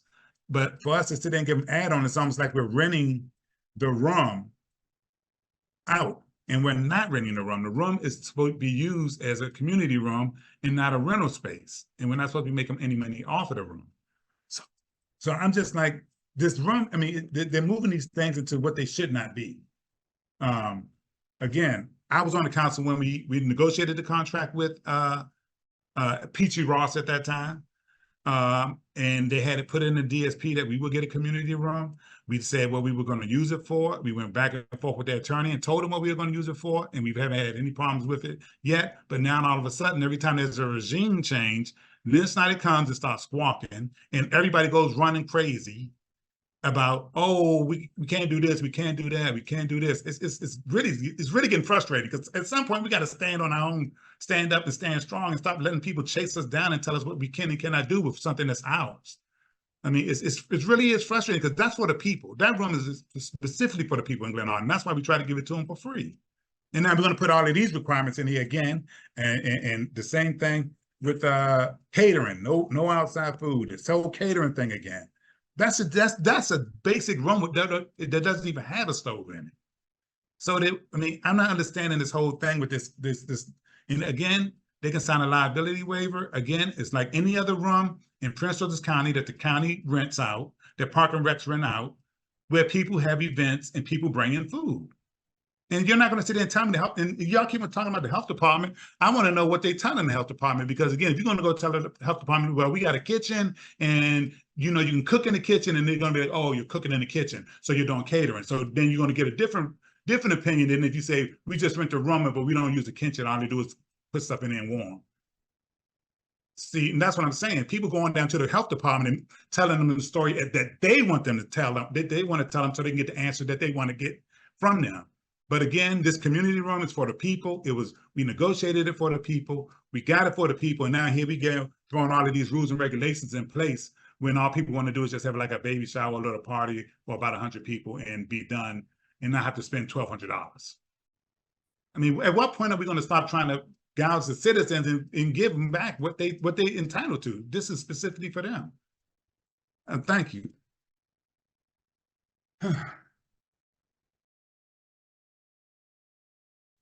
Sorry, thank you, Councilman Herring. I do believe there were some guidelines related to the use, but I'll let Ms. Bunn comment on that. Ms. Bunn? Yes, so when you touched on Councilman Herring, that it's a room to not make money. I think that's part of the issue there, because when it comes to having, when you say 100 people for a baby shower, that's when we come into a situation where there's more damages or overtime, where I've seen it in my staff seen where there was damages done. And with the amount of money that we're receiving for just for $50 for damages, it's not covering anything. None of that. It's not covering overtime when a client stays over their time frame, or the damages that they're creating in the actual room. So those were some of the things when and I took it into consideration. However, I do have to think about my staff, and I also have to think about Glenarden as a whole, and making sure that we're making the right decisions when it comes to the right events in that space. Thank you. Thank you. Mr. President, Councilwoman, follow up on that? Ms. Jones, do you mind if he follows up on that, since this relates to his comment? Councilman Herring? Yes, let me just say this. It isn't, Ms. Bond, no disrespect, but it isn't your place to say what happens in that room. The room was given to the city of Glenarden, and the city of Glenarden said that they can have certain events. I was there when we wrote up the proposal. I was there when they did with the contract that we had, where we rented for $1. So it's for us to say what goes on in that room. No disrespect, not you, because that's what happened. That's what we told them originally when we rented the rooms, that the council said, these are the rules that we're going to set down, and these are the rules that we said you can have these events in this room. And I'm saying, I'm not disagreeing with that the price need to go up $50. I'm saying, you want to take the price up. I see you took the price up. I haven't even gotten to that yet. I don't have no problem. You want to take it up to 200, fine. I know there's damage in there. There's things that need to be done, or take it up to 100 or whatever it's taken up to. And you want to have a $200 security deposit, fine. But again, restricting it to certain events that you feel should only be held in there, no, that don't fly, because that's not the original intent of that room when we originally got it. And again, like I said, I've been on the council 20 years. I was there in 2008 when we negotiated all of this. I was there when we signed off on this contract with this, in this agreement with them. And I know exactly what was said and how we were going to use it. And I was there when we got the attorney involved with their attorney to tell them how we were going to use it. And they backed off because they knew we were completely right. So again, and while I understand you worrying about your staff, I have to worry about the citizens in Glenarden and what they were promised when the development was built, and what we intended to use that room for when we accepted it, and why we negotiated to get that space from them as a give back to the city of Glenarden and the citizens of Glenarden. So again, I'm just trying to say that, again, the citizens, it's another benefit of living in the city of Glenarden, that there's a community room over there that you can utilize for $100 or $200 or whatever you're trying to whatever usage fee you're trying to do. But again, this catering thing, there's not even, like I said, there's not even a kitchen over there. And people should be able to bring in whatever they want to bring into that room, like they do in every other building in Prince George's County, and that's under park and recreation. They're no different than anybody else, and they're under the county. They are the county. All right, thank you, Mr. President. Thank you, Councilman Herring. Councilwoman Jones. Okay, so yeah, Parks and Recreations is a rec center. It's different. So my thing concerning the Woodmore Community Center, it's changed hands. Owners, Petrie, Mr. Duffy, and now Urban Edge. I would, as I said with the health department, I would sit down and call the people together. Let's go to the root of the problem and find out from Urban Edge through Miss Lynn, and find out what requirements. We have a set of requirements that we received from the DSP, and what kind of requirements are you trying to implement on us to find out where the problem is, so that Miss Bunn can make good decisions concerning that room as far as what we can do and what we can't do. There are some guidelines as to what we can and what we can't. I'm sure we just can't do anything. So we need to find out from Urban Edge, and we need to find out from Miss Lynn, who is the property manager, what she's been told. If we have to bring in attorneys to sit down bring in our attorney to ask them to come and sit down to a meeting to find out what the issue is, so that we can make good decisions concerning how the room is supposed to be used and for what venues it can be used for. Thank you. Mr. President, Thank may you. I? Yes. Final comment to you, Okay. Councilman. Okay, let me just say this again. Lynn Snyder does not run us. And unfortunately, some council members are afraid of her, and they sit there and run and call Miss Lynn, or better, Missy Ann, or whatever you want to call her. They bow down to her. I'm not bowing down to her. And I've told her that to her face. I've told her that in an email. She's not going to dictate to us what we're going to do with that room. But she wants council members like the council member that just spoke, because they sit down and bow down to her and give her what she wants. We already went back and forth with their lawyers.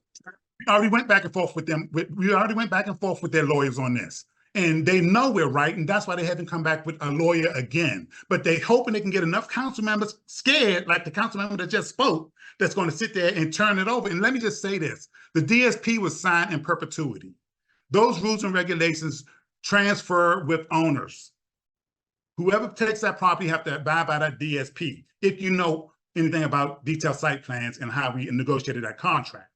So no matter who owns the land, we'll always have that piece of property until they have that space until it is vacant. That's the way it is. And we negotiated that and locked in all of that, so they could not pull it from us if the land was sold. But then again, when you don't do your time, take your time to read, and you want to sit there and get Miss Lynn involved, then this is what you get. But you know what? I'm the type of person I'm going to stand up to them. I'm not afraid of them. Some people are. They want Miss Lynn to come and just bow down to it. I'm not bowing down to Miss Lynn. Sorry, it doesn't work like that. You know, we are African Americans. This is Black History Month. Show your pride. Thank you. Thank you. I'll just remind council members that when other members are speaking, please, they have the floor, do not chime in. And if there cannot be a subtle jab even at each other, everyone's opinion is respected. Everyone has their own comments, and that's fine. People are entitled to that. We don't always have to agree, but we do want to make sure that we're operating with respect and professionalism. So I'll just remind members of that. If we can just briefly, Councilwoman Fareed and Councilman Jones, so we can move on, that'll be great. Councilwoman Fareed.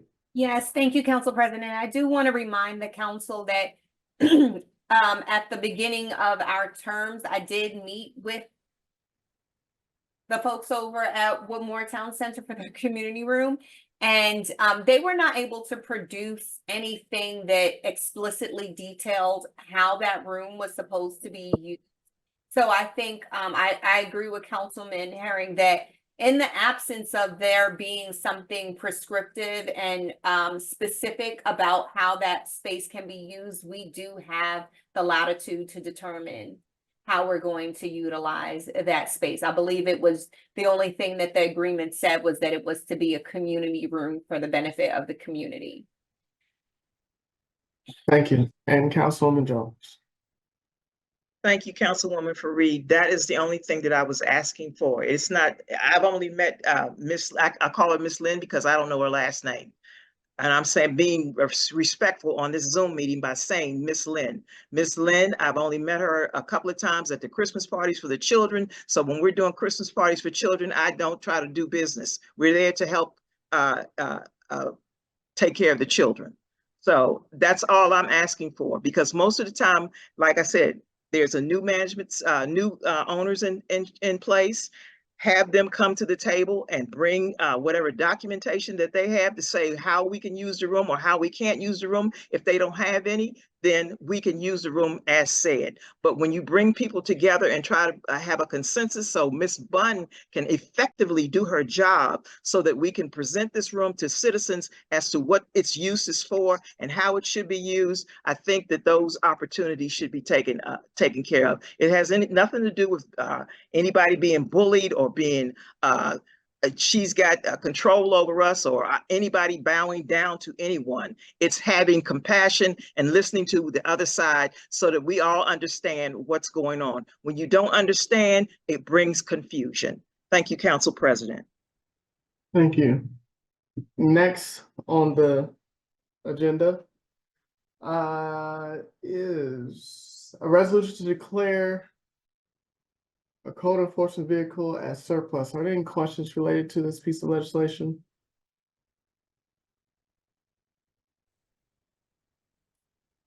Hearing none, we'll move on to the next one. A resolution to purchase a vehicle for the code department. Are there any questions on this piece of legislation? Yes, this is budgeted, right? Yes. Councilman Henry? Yes, this is budgeted. All right, thanks. Okay.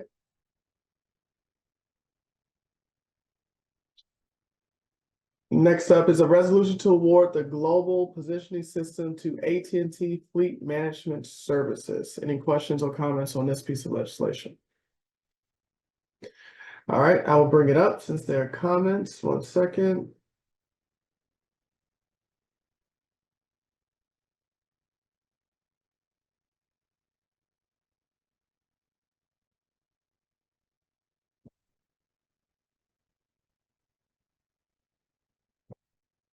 Share it, and we'll go with Councilwoman Jones first.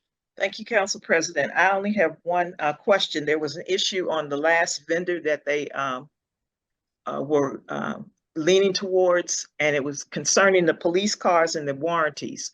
Will we still have this same issue with police cars and these devices affecting the warranties on the police cars? I'll respond to that, Council Member Jones. We have an AT&T representative with us here tonight, And of course, Mr. Simpson has been working with the AT&T representative and doing the research and the reference checks on Prince George's County and Fairfax County. So if Charles, you want to introduce the rep from AT&T? All right, good evening, Mayor and Council. Yes, we have Corcoran. She's available along with a colleague. I believe they can provide a brief presentation as well as answer any questions you may have. The primary decision with AT&T was backed by the relationship that the county has with them as a vendor, and particularly DPW as well as the police department. And I can turn it over to any questions. Yeah, 1 second. So we don't have time for a presentation. Okay. I wish I'd have known beforehand, we would have scheduled that, but all we have time now for are just questions that council members have related to that. And with that, I think Ms. Jones, Councilwoman Jones had a question as it relates to the warranty on the police vehicles. Mr. Curtis.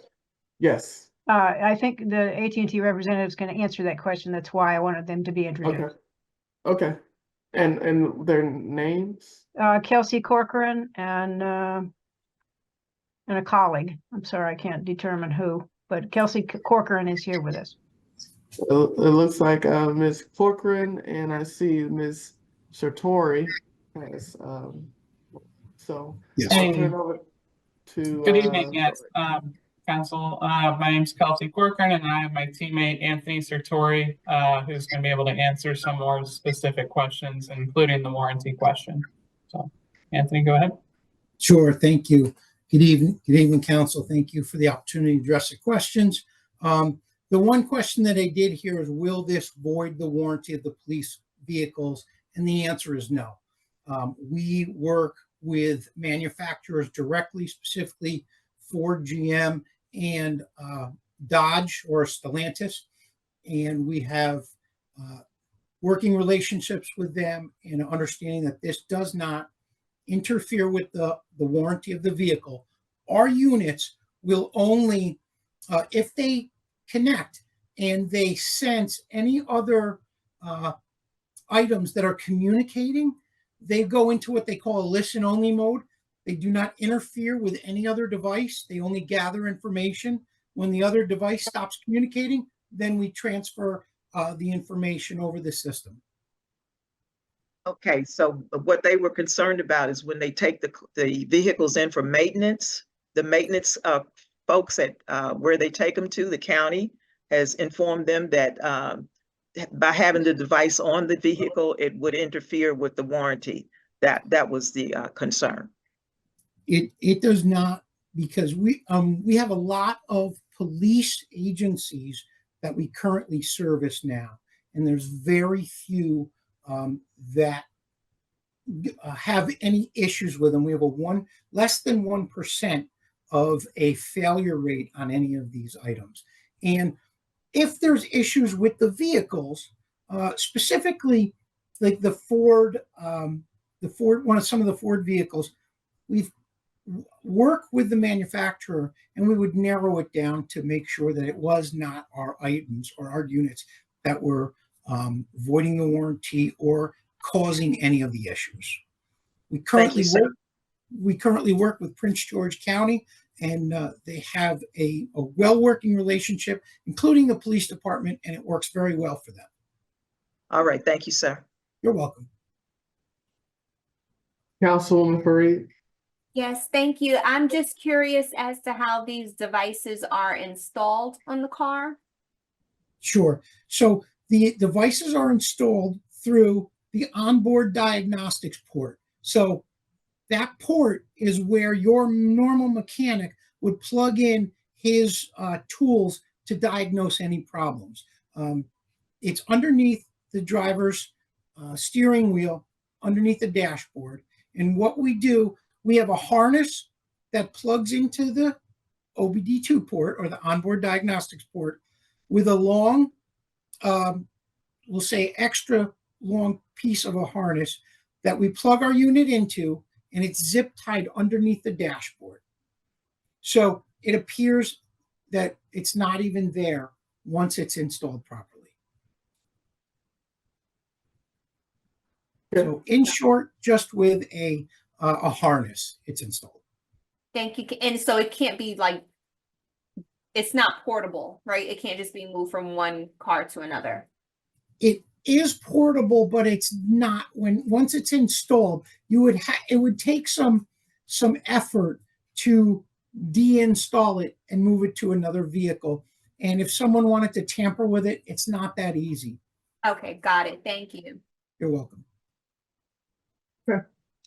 Thank you. Councilman Jones said a new hand or old hand? Yeah, that's a new hand, but Councilwoman Fareed asked my question. My concern was any of the devices being tampered with, and it was effectively answered. Thank you. You're welcome. All right, thank you. Are there any other questions from council members as it relates to this piece of legislation? Yes, Mr. President. Councilman Herring.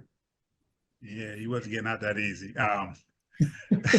No, but I just wanted to know, question, like he said, it can't be tampered with, but can you tell if it was tampered with? You can. We have what we call a watchdog report that comes up on the dashboard of our application. Okay, great. All right, thanks. And if I may for a moment just share my screen, I'll show a picture of what the items look like. Sure. Okay, so here is our unit on the top right-hand corner. It shows you how easy it is to plug in. But over here are our harnesses where we would plug in and be able to put it underneath the dashboard and zip tie it out of the way.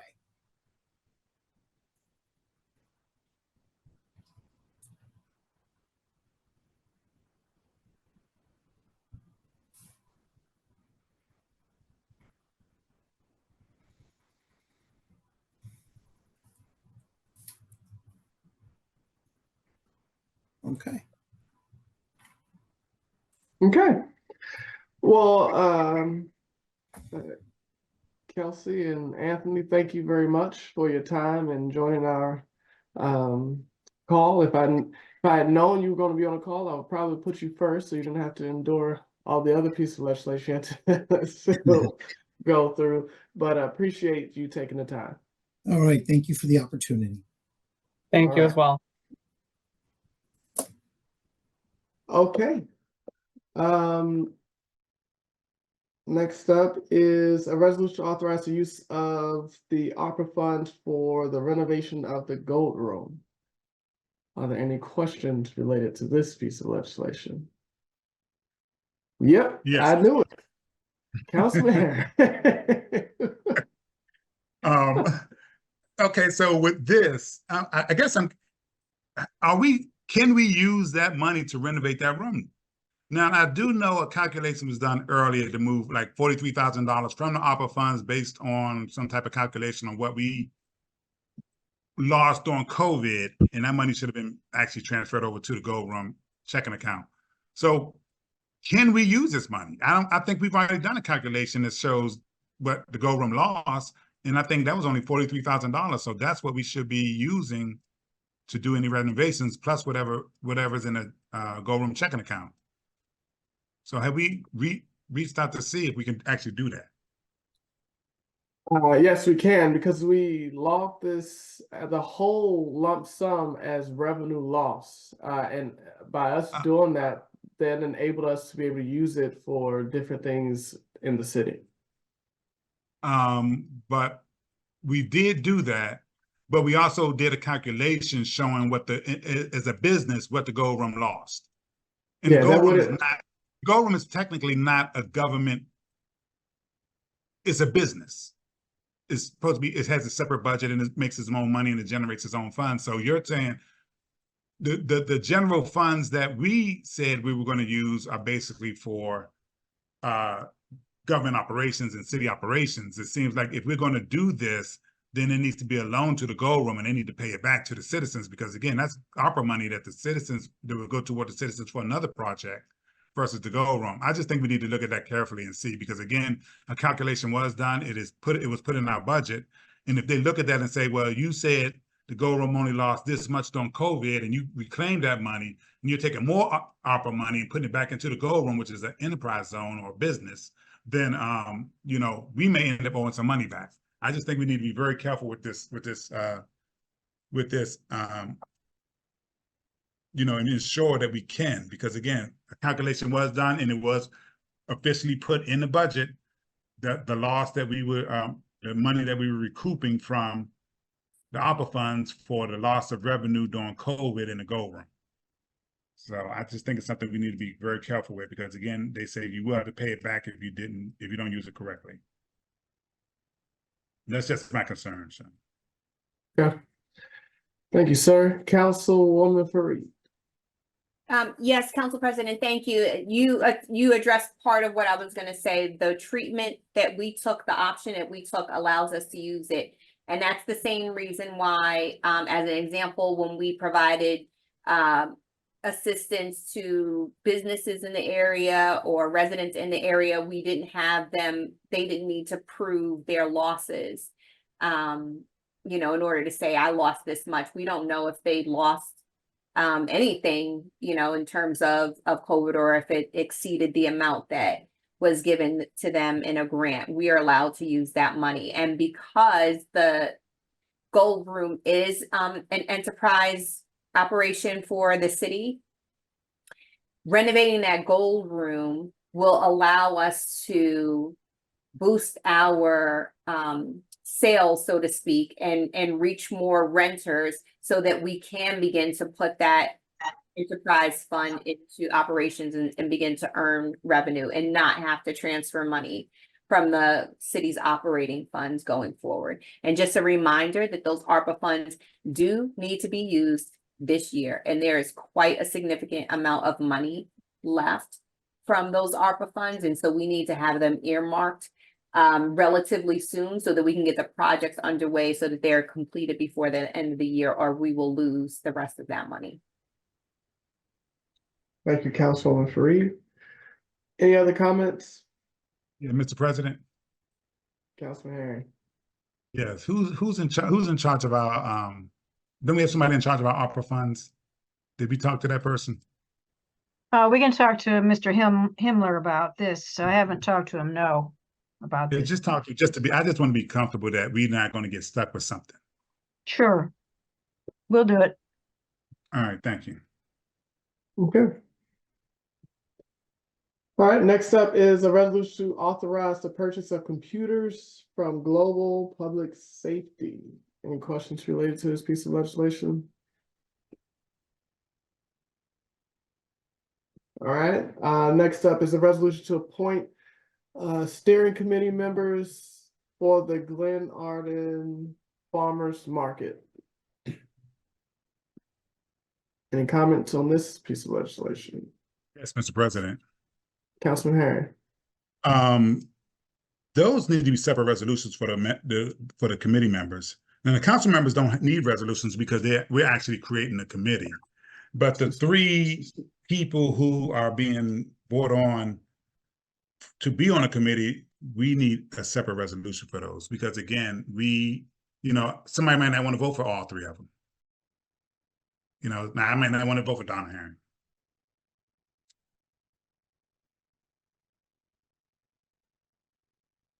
Okay. Yeah, I mean, yeah, because I mean, right now you force people to vote for all of them, but all three of them, and that's not, you know, as an elected official, I should have a right to decide who I want to vote for and who I don't want to vote for. I don't have a problem separating them. I'll make 3 resolutions for each of. So the council, we don't need ones for the council members? Okay. No, because you're creating a committee. So I will just copy paste the same resolution for each of the ward representatives. Yeah. Okay. Right, thank you.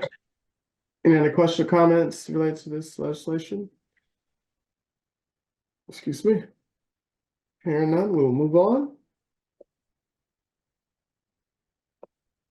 The final one is a resolution for establishing the selection committee for the IMCC ETFs. Are there any questions or comments related to this?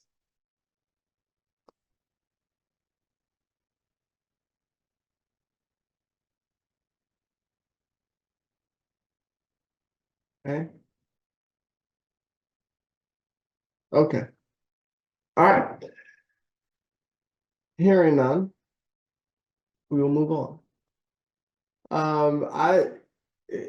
For the sake of time, because we still have to get to topics of discussion, and also understanding that most questions for the administrative reports come during a regular session.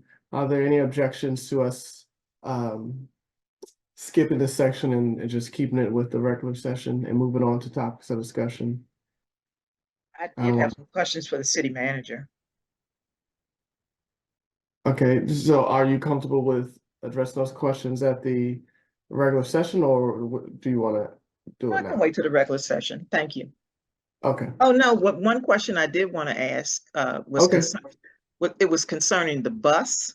What's going on with the bus? Because I know we were at one point I think before she came in, the city was discussing getting a new bus, a bus that the city would own, and using the ARPA funds possibly for that, because the bus we have now belongs to the county. And I know that at one point I remember Ms. Hobbit saying that we were going to wait to and get a grant, and the grant required us to have a diesel bus. And at this time, the city doesn't have a diesel bus, nor does the county to trade in. So can we just go ahead and use ARPA money to purchase a bus? And maybe she can ask Mr. Himmler if that's one of the items that we can use ARPA money for. Because if we don't have a diesel bus, we can't wait, until the city itself I don't see them ever acquiring a diesel bus to use a grant. So, and if the county doesn't have any by now, I'm sure they're not going to have any coming up. So, where are we with the bus? We've been approached by the county fleet. Mr. Curtis, I'm assuming it's okay for me to jump in? sure, go ahead. Okay, we've been approached by the county fleet management about the propane bus, if we wanted to have them turn it over to us for $1, kind of a deal. And because it is propane, we've had some difficulties with, the fuel, putting fuel in it in the past. I'm a little leery about that, but Mr. Bazemore is going to be communicating with the fleet management folks about that, and we may have a recommendation for you on whether it makes sense to keep the existing bus for $1 or buy a brand new bus. If we can, any feedback anybody on council would like to make would sure entertain. So if we keep the existing bus and buy it for $1, then we'll be responsible for all the maintenance, and then trying to find a part, which the bus was down for almost 4 weeks because they couldn't find a part to the propane gas cap. Yeah. So and the bus is something that is utilized by the seniors in the community. I don't think I would want to see it down again for another 4 to 6 weeks waiting on a part. And if we can purchase a bus as a city from a vendor and have the bus what's used now, whether it's electric or whether it's gas, I think that might be a better move in order to keep the bus running for the seniors in the community. Understood. Thank you. You're welcome. Okay. Oh, I'm sorry, for clarity's sake, so we're going to ask Mr. Himmler if we can use ARPA money to buy a bus? Yes. All right, thank you. Thank you, Council Okay. President. Thank you, Councilwoman Jones.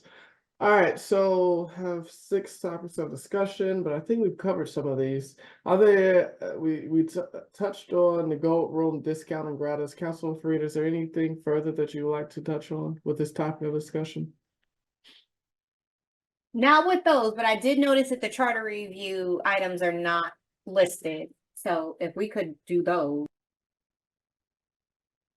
Okay. Yeah, I think they were on the original one. I don't know what happened with the other one, but if you would like to touch on that, that would be fine. If there aren't any objections. Okay, Councilman Fareed. Yeah, sorry, I'm pulling them up, what was sent. So there are a couple of questions that the Charter Review Committee would like to have resolved. I believe we addressed this one question already, but it was asked that we bring it back. The question is, how should the mayor be elected? And so just to give context to the citizens on the call, as we're moving through this charter review process, we have agreed that, or there's been a consensus that we will move forward with a resolution to propose that the mayor will be part of the council. So the council will remain at 7 members. One of those members will be the mayor and will be the chair of the council. The mayor will now have voting rights, which the mayor currently does not have. And again, the mayor will be the chair of these meetings, which currently the mayor is not, is just sort of an attendee at the meeting as opposed to an active participant in the discussions. So we're looking to do that with the with this charter resolution. But the question remains, how is the mayor to be elected? By the citizens as it is today, or by the other 6 council members? So what could happen is that all 7 could run as council members, and then once those 7 are elected, the 7 will decide which of those 7 will serve in the capacity as mayor. That is pretty similar to what we do for, well, not similar, that's exactly what we do today for the council president. The council members, 7 are elected, and then we decide amongst ourselves who's going to be the council president. I believe when we had this discussion, some of the points that were made, and since I'm talking about it, I'm going to put my opinion out there. I do believe the mayor should be elected by the citizens, and the other 6 council members are elected separately, meaning that when voters go to the booth, they know who they are voting on to be the mayor. And so in that way, the voters have a direct say in who will be the mayor of the city. But I know that the desire was to bring this conversation back up. So I wanted to talk about that. Now that's kind of one part of the question. And then there's, other parts to it, because if the mayor is to be elected by the citizens, that means that the mayor is elected at large. So then the question would be, how are the other 6 council members to be distributed? Should they all be at large, or should there be 1 from each ward and then 3 at large, or 2 from each ward? Because essentially there's going to be a mayor and then 6 council members. Okay. I'll chime in. One, thank you and the rest of the committee for working on updating the charter and getting us to where we need to be. I am on the opposite side of you, Councilwoman Fareed, as it relates to how the mayor is established. I think that every official will be elected, whether it has a title of mayor or council or anything. So we won't be taking any voice away from the citizens, in my opinion. The citizens will get to elect their 7 representatives. And just to lump it in, I would vote to keep it the same way it is now, where there's a representative from each ward and then 4 at large. I would like to see the council continue to come together to say who should basically be the chair of the meetings and be mayor pro temp. The reason for that is because I think that, one, to permanently vote the mayor for 4 years and have that person leave the council 4 years could, pose some issues. And I think that the current structure we have now, where you earn the vote of your team essentially, to be the chairperson each year, will make way for a smoother working relationship with the council. Whereas I mean, if that were the case today, I think it would just be chaos. So my vote would be for citizens to elect 7 representatives for the city, and then among those representatives, those 7 select who should chair the council. So. Okay, thank you. And there's a part B to the question as well, because if we were to go that route, we should consider who should be eligible for it. Because if we continue our structure as is right now, and we have ward representatives, right? I'm the Ward 3 representative. If the council chose me to be the mayor of the city, then effectively I've only been voted on by 1/3 of the city, assuming reasonable that it's, equal distribution across the city. So now we have a mayor who has only been elected by 1/3 of the citizens, versus if we would go the route where the mayor is elected amongst the 7, I would say that either it's only limited to those council members who were elected at large, or all of the council members be at large if there's a possibility that any of them could be the mayor. I think that while we are changing the structure, I think what we're doing, the mayor role still has some there's still sort of gravitas to that in the mayor representing us across the state. Right now, the council president does not do that, right? That's not the responsibility of the council president. So I do think that we have to consider, as we change this, that role of mayor is not exactly equivalent to the council president. So I would think, stepping back, because I am a ward representative, I would say that I would not be eligible to be elected for mayor. I do think that role should at least be, even if we're not going to specifically vote for that person, that should be someone who was elected by a majority of the citizens. Good point.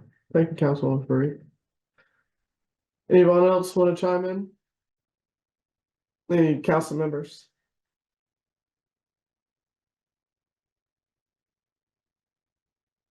Councilwoman Jones. Okay, thank you, Council President. Councilwoman Fareed did bring up a good point at that last statement that she made. That's something that I really need to chew on. But I do believe it should be a ward representative for each ward and the rest at large. And the pro tem mayor really sounds in the direction that I would want to go now with the city, because this is what they're doing across the most of the municipalities now across the county are doing, and not necessarily because that's what they're doing, but in our arena, at least it would give the mayor an opportunity to participate in legislation, and they wouldn't be just like somebody sitting off on the sideline, just going to parties and, letting people know that we have a mayor, because well, the mayor there's opportunities for the mayor to speak up for the city, and those opportunities should be fulfilled by the head, whether it's elected by the council or whether it's elected by the people. That's the way I see it. Thank you. Okay. Councilman Harris? Yeah, again, I feel that we need to, if we're going to do a city manager council form of government, we need to do a city manager council form of government. Again, I think that we should vote for 7 council members and pick a mayor from amongst the council members. Again, the mayor's position is going to be ceremonial. The Bowie has the same setup, and they, for instance, you know, their mayor powers are. Let me just read this right quick. It says the mayor's powers. Let's see. The mayor shall be recognized as the head of the city government for all ceremonial purposes by the courts for serving civil processes and by the governor for the purpose of military and emergency law. The mayor shall have other such other powers and perform other duties as prescribed, as may be prescribed by the charter or required by the council. So it's a ceremonial position. The position has absolutely no power whatsoever. It's all ceremonial. And the council is running the city because that's what we're doing with the city manager council form of government. It doesn't matter who you pick. It doesn't matter how many votes you got. You know, again, that's why I still feel that to get fair representation across the board, it should be 2 for each ward and 1 member at large. That way, everybody would be represented by 3, and all jurisdictions got to work together because no one's going to have a majority on the council. Right now, again, you got 4 members from Ward 3, and 4 members from Ward 3, 2 members from Ward 2, and 1 from Ward 1. I mean, 2 members from Ward 1 and 1 from Ward 2. Ward 2 isn't being fairly represented, neither is Ward 1. Again, you know, it's been plenty of times, like I said, again, my ward, there's issues over here that's not being addressed. And I don't have the votes to get what I need to get. There's things that need to be done in this ward. I mean, you know, even though people are at large, doesn't mean you know what's going on in the city. People keep on thinking because it's a small city that you can cover all the ground around here. I'm doing Ward 1 and it's a lot to cover, just with me and by myself. But again, that's why they gave 2 back in the day to 2 to Ward 1, 2 to Ward 2 because they were large areas and you had to cover them, and 1 to Ward 3 because it was the smallest. Now that it's grown, I think you need to add another one and give have it at large. And that way everybody's represented by three representatives. All areas of the city have to work together. And I think it'll flow much better because again, right now, it isn't fair. I mean, there's issues I can go down issue after issue over in my ward and I can ask this council, what's happening on Johnson Avenue? And I guarantee you, none of you can tell me. What's happening on Glenarden Parkway, right there between Fisk and Johnson? You know, nobody could tell me. What's happening down at Tyler? What's happening right there at Tyler and Fisk? What's happening along Fisk? You know, it's a lot of things. What's going on down in Hubbard? I'm talking to businesses down on Hubbard. What's going on Hubbard? You know, what's going on right directly here, like I said, again, on Johnson Avenue? What's happening up here on Grant? You know, I can guarantee you not one council member here who's at large can tell me exactly what's going on in my ward because you don't know. And I don't expect you to know. You don't live in the ward, so you're not going to be familiar with everything that's going on in the ward unless somebody call you and tell you about it. Like with the snow, I had a number of calls for snow, the issues with snow in my ward, and they were addressed, but they called me up, you know. But again, I still feel that every person in the city should be represented by a certain. You have a representative for every so many number of people in your area, and that's why you do the ward system. So if you got 1,000 people, you have 2 representatives for 1,000 people. That's just an example. And that's why the ward system, so that way you can represent each person fairly and each person can have a fair representative.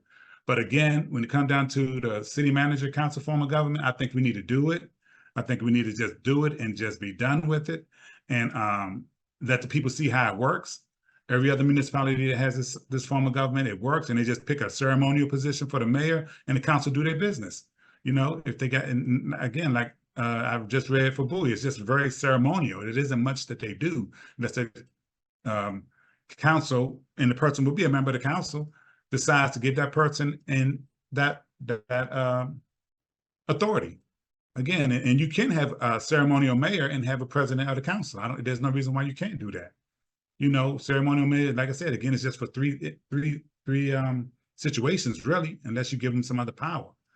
And I think that we need to move in that direction. Yeah, there's going to be some people kicking and screaming, but I mean, sometimes you got to show people what works and let them see how it works. It isn't like it's something that's permanent, but I think we need to try something different because right now, what we have now isn't working, you know, and I don't think you have to worry about who's going to be the mayor. If the council just feels a certain person should be mayor, then let them you know, be mayor. It doesn't matter how many votes you got. It's all ceremonial.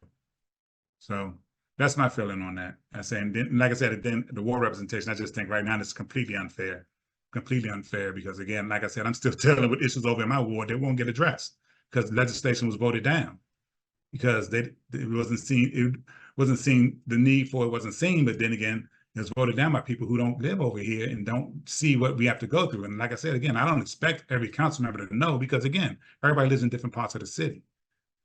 You know, and city is small, but it's big, and you can't be around the whole city all the time. You're not going to be there. You're more familiar with what's going on in your area because you live in that area and you go in and out of that area. And I just think to give people fair representation, this 4 at large thing is just it's not fair. Because I guarantee you, if it flipped, I know it'd be a bunch of squawking. I didn't agree with it before when they had 5 council members on here from Ward 1. I thought that was so unfair to the rest of the city. You know, but it was a lot of work too, though, you know, trying to maintain and cover our whole city, you know, so that's my feeling. Thank you. Thank you. I'm going to Vice President Ferguson and then circle back to you, Ms. Jones. Vice President Ferguson. Okay, I'm addressing the ward at large. I've been at large since 2017. And I have found that, and I live in Ward 1. I found that citizens will contact who they want to contact. I have people that contact me from all wards about situations, questions, you know, about whatever they want to contact me about. Just recently, I had a citizen, long-term citizen, Fifth Avenue had something come up with he has a bus, and so I it had something to do with the code enforcer. So I spoke to him. I told him I'd get back to him, and I did contact the Ward 1 rep, and I did tell him that I had the Ward 1, you know, who the Ward 1 rep was, and they were familiar with him, but they called me. I don't feel like an imbalancement of you know, with at large people not knowing everything. I live in Ward 1, and he named some streets that having some issues that I really don't know what's going on. But there's just as many people that call me, whether they're on Glenarden Parkway, Fiskdale, Wood, Eccles, in the apartments, and in Ward 1 that Cork Avenue that I do know. So I really don't think being at large necessarily means that being a Ward 1 rep means that you have to tackle the whole ward, because it's our responsibilities as at large representatives to be available to all 3 wards. And at the same time, I would think that even ward representatives, I'm sure that they may know people in other wards that may call, you know, somebody might call, Mr. Herring that lives in Ward 3 because they know him, and so I find that is what happens. So I personally believe that I think that we should have wards, because I think most people do have wards, opposed to going at large and 7 at large. But I do not believe that there should be 2 representatives in each ward. 1 ward representative and the rest at large. Thank you. Thank you. All right, Councilwoman Jones, and then Councilwoman Reed. Yeah, thank you, Council President. And you have to also have to take in consideration too that when election time comes up and it determines on the persons that are who's running, if these persons want to run and serve the community, I'm sure everyone knows that you're serving the entire community, not just your ward. And at large folks, as the Vice President said, we serve everybody in the community. We serve all of the wards. I lived in Ward 1 growing up, so I know the number of a number of people that still live there. And just as Council Vice President says, people call who they want to work with. So if there's an issue and they know they can get in touch, like that, most of the time during the day, I'm home. So people call me and with issues and I can get up and go and address them, go and look at what they're talking about and be able to bring back the information to the proper department head, you know, to address the situation. So I think you need to take in consideration, if I'm running for, no matter who, how many people run, if 5 people run out of Ward 3 and 5 people win in Ward 3, it's because of that's who the people elected. And you have to take in consideration, a judge told me this. So if they're elected, there's nothing nobody can do about that. That's who the people elected. That's who we have to honor. Well, no matter whether they live in Ward, if all of them come out of Ward 1 or everybody comes out of Ward 2, this is who the people elected when they went to the ballot box. Thank you. Thank you. And Councilwoman Fareed. Yes, I would just like to point out that the current composition of our council has 2 ward members that live in Ward 1. So I think if the argument is being made that 2 are necessary in order to represent the interests, and therefore legislation would be, you know, being proposed by a Ward 1 representative would automatically pass because there are 2 representatives. I don't think that's the case. I think legislation that is put forward that the council as a whole agrees on is a benefit to the city, then that's the information that gets passed. Further, if we went to a 2-2-2 situation with 1 at large, based upon the argument that has been made in terms of, you know, who comes out to vote and the balance, we would be guaranteed to always have 3 council members from Ward 3. That at-large council member will almost be guaranteed to be from Ward 3. So you're going to then have 3 council members who are representing that ward, if it's the assumption that because the person is at large and lives in a particular area, that they're going to focus on that area more. I think the other thing about the ward representation, and I say this as a ward member, when I pass legislation, it generally is for the whole entire city. Community gardens is not just for Ward 3. The farmers market is not just for Ward 3. The intermunicipal and county task force is not just for Ward 3. I think the only thing that I've ever passed that is impacting Ward 3 only is the 7th Street Park. But I know, you know, Councilman Herring has passed legislation, has put forward legislation that impacted Ward 3, right? With the streets over there in Ward 3. So I think how this council actually operates is in the benefit of the entire city, not just, you know, their particular block. So I don't see that, you know, going to all at large would be any sort of unfair distribution. And to the point that Councilwoman Jones was making, people who come out and they vote for who they vote for. If Ward 1 voters are not coming out and voting for Ward 1 candidates, or if there are no candidates from Ward 1 that are running, then that's what we have. I think as a city and just in general, there's a lot of apathy as it relates to government and people wanting to be involved in that. And so I think trying to limit ourselves to only have candidates from specific wards, we're going to be limiting ourselves on who's going to be involved in government. And I don't think that's a good idea, again, when we have so little participation. I think whoever wants to run for the city council and help continue to move the city forward are viable candidates, and whoever wins, you know, whoever can garner the most votes by going across the city. You're going to have to, I know all the at-large candidates, you didn't just campaign in your wards. You know, council president lives at Wilmore Town Center, and he was over in Ward 1, you know, knocking on doors. So the at-large candidates do not just get the votes from the place, part of the city that they live in. It's their responsibility to go out and convince the full city that they are there to represent their interests. So I'm definitely in support of having all of the candidates be at large for those reasons. And especially the fact that we need to have people to be able to run for next year. I'm concerned if we'll even have enough candidates to run, next time, let alone who's going to run from each specific ward. So are we taking a consensus on how we're moving forward now, or are we doing that at the regular session?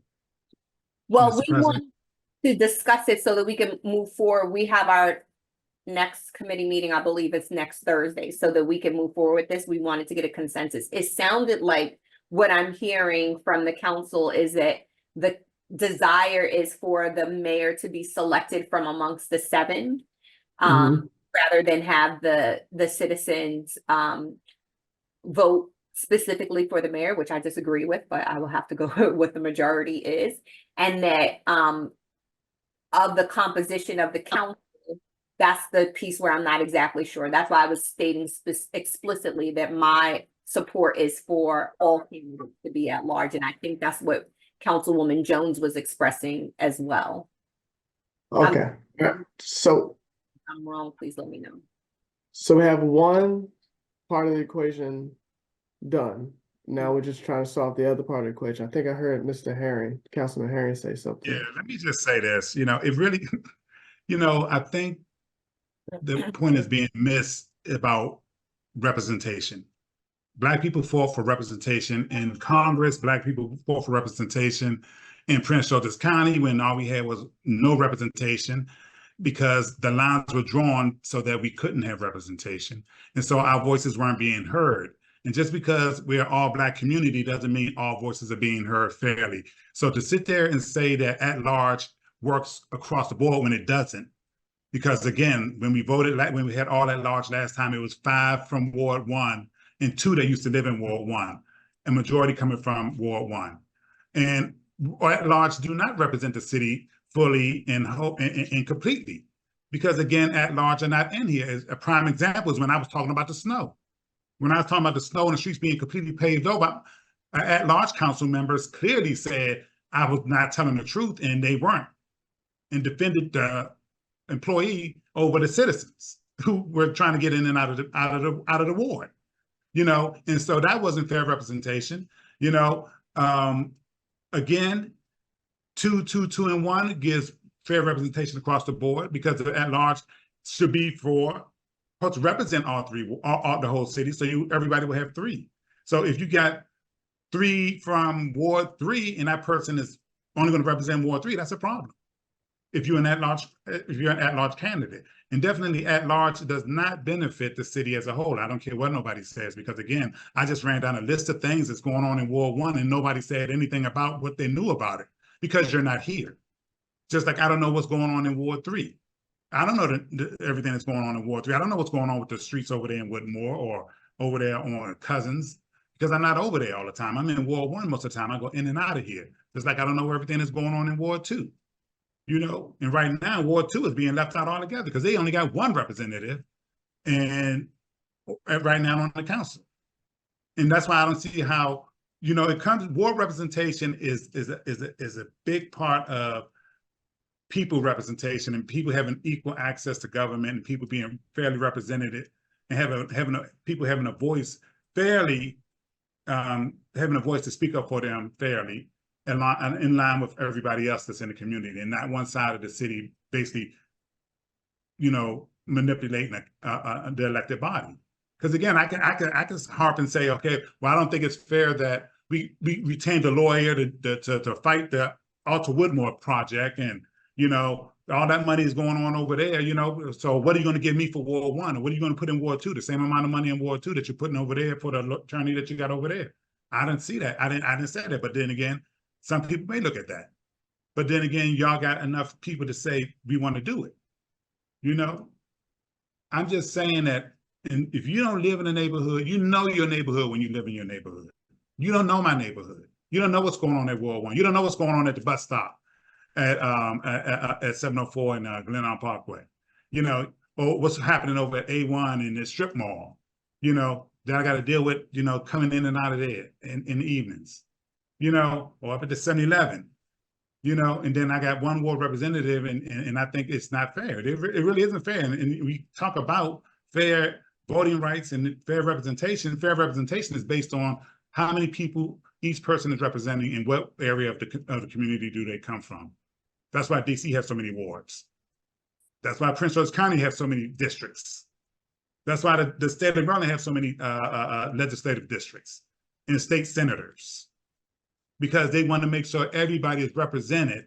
And then that's why they're all not running at large, because everybody needs to be represented by the people that's in their community. And that's why you got to live in the community that you represent. And even though Glenarden is small, it still is large, because there's a lot going on in this community. So again, at large is not a thing. I think two and one would be fair across the board. Then no matter how big Glenarden grew, everybody would be fairly represented across the board. So, all right, thank you. Thank you. I'll quickly say before I go to Councilwoman Fareed, that I travel the city all the time. Actually, I'm probably in Ward. I'm in Ward 1 almost every day. And so I'm an at-large member. I go to the 7-Eleven. I go to the shopping market where I don't know what's the chicken and fish. I forgot the name of it. Visit the Horace and Dickies, try to, support, have been a while, but try to support the local businesses. And actually in driving, and my son goes to the school in Ward 1. And so, seeing that kids did not have a proper crosswalk to go into, I spoke with, Ms. Habita and spoke with Mr. Simpson, and they were able to make sure that there were crosswalks so people would not be in students' way as they tried to cross the street. When the trees were growing in the spring, and you could hardly see the stop sign, so people were running the stop sign. Also talked to Mr. Simpson and Ms. Habita to get them to move the stop sign in front of the trees so we didn't have to cut the myrtle trees and people still see the stop sign. I understand what Councilman Herring is saying. I mean, my vote would be still just to keep it the same way it is right now, but we are, at the very least, I'm confident other council members out there too, we are out there. Now, intimately, do I know what's going on at 704, Johnson Avenue? No, but I also understand what Vice President Ferguson talks about, that citizens will call who they're comfortable calling. They necessarily wouldn't call me. I, at some point, would get calls from people I get calls from people from all over the place. So, but I just want to say that, as it relates to me, I truly value the city as a whole. And I believe most of the stuff that I've fought for has actually targeted the whole city and not just one demographic. But I'll go over to Councilwoman Fareed. Thank you, Council President. I mean, I think it's definitely important that there's representation across the city.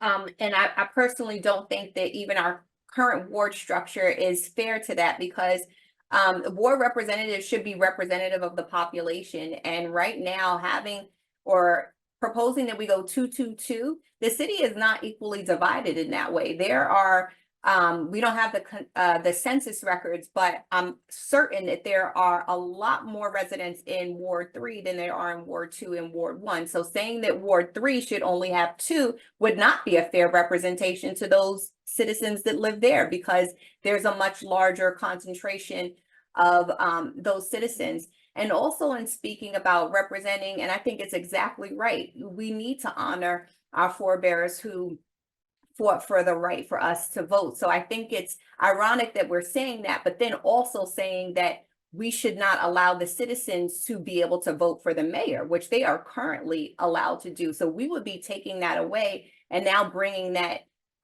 taking that authority away from the citizens and bringing that into the council, who, yes, we are elected officials, but they would be electing us as council members, not as their necessarily representative to say who the mayor is. So I think we just need to be consistent in the arguments that we're making as it relates to representation, because again, right now, the citizens are allowed to vote for the mayor. So I do not see why we would want to eliminate that going forward. And secondly, you know, the ward representatives more closely mimics like the House of Delegates, and that is based upon the population. And so if we had to do that distribution, it would not be 2-2-2. It would be more like 3, you know, 1-1 or something like that. Like there's a significant population in Ward 3. And so it's not fair to say that their voices should not be fully represented, you know, so that we can have equal distribution across the city. Thank you. Thank you, Council Bree. Vice President Ferguson? Yeah, I just wanted to say that again, I'm really stuck on the fact that while we may not know individually what is going on in every ward, but that doesn't mean that we do not know what's going on. And then even with the ward representatives, you know, we don't always have to come and tell them things if people coming to us unless we, they don't know everything. Just like for instance, with one particular grant that pretty much flew off the table. I mean, I don't think the funds lasted 2 months. I worked very closely, I went to their houses, I had to come over here. At least I think it was like 12 citizens. 2 was from Ward 2, 1 was from Ward 3, and 9 was from Ward 1.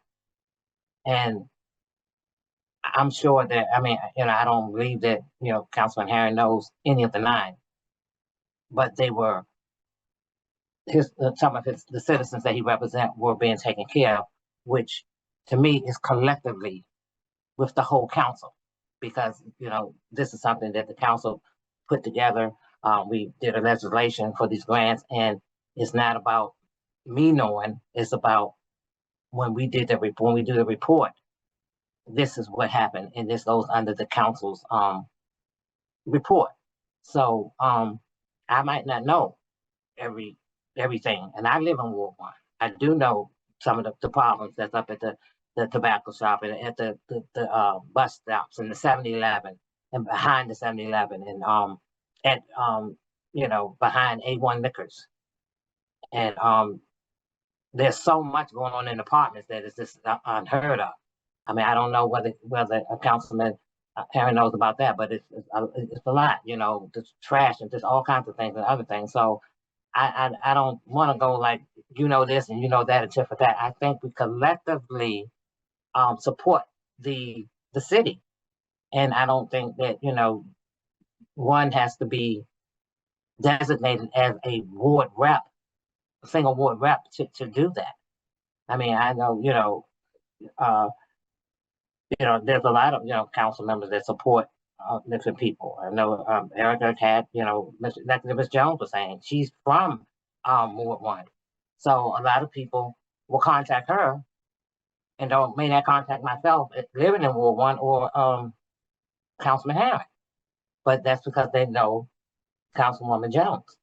So I just don't see that like I said, I'm adamant, but I'm just the one person that I know that the citizens do like ward representatives.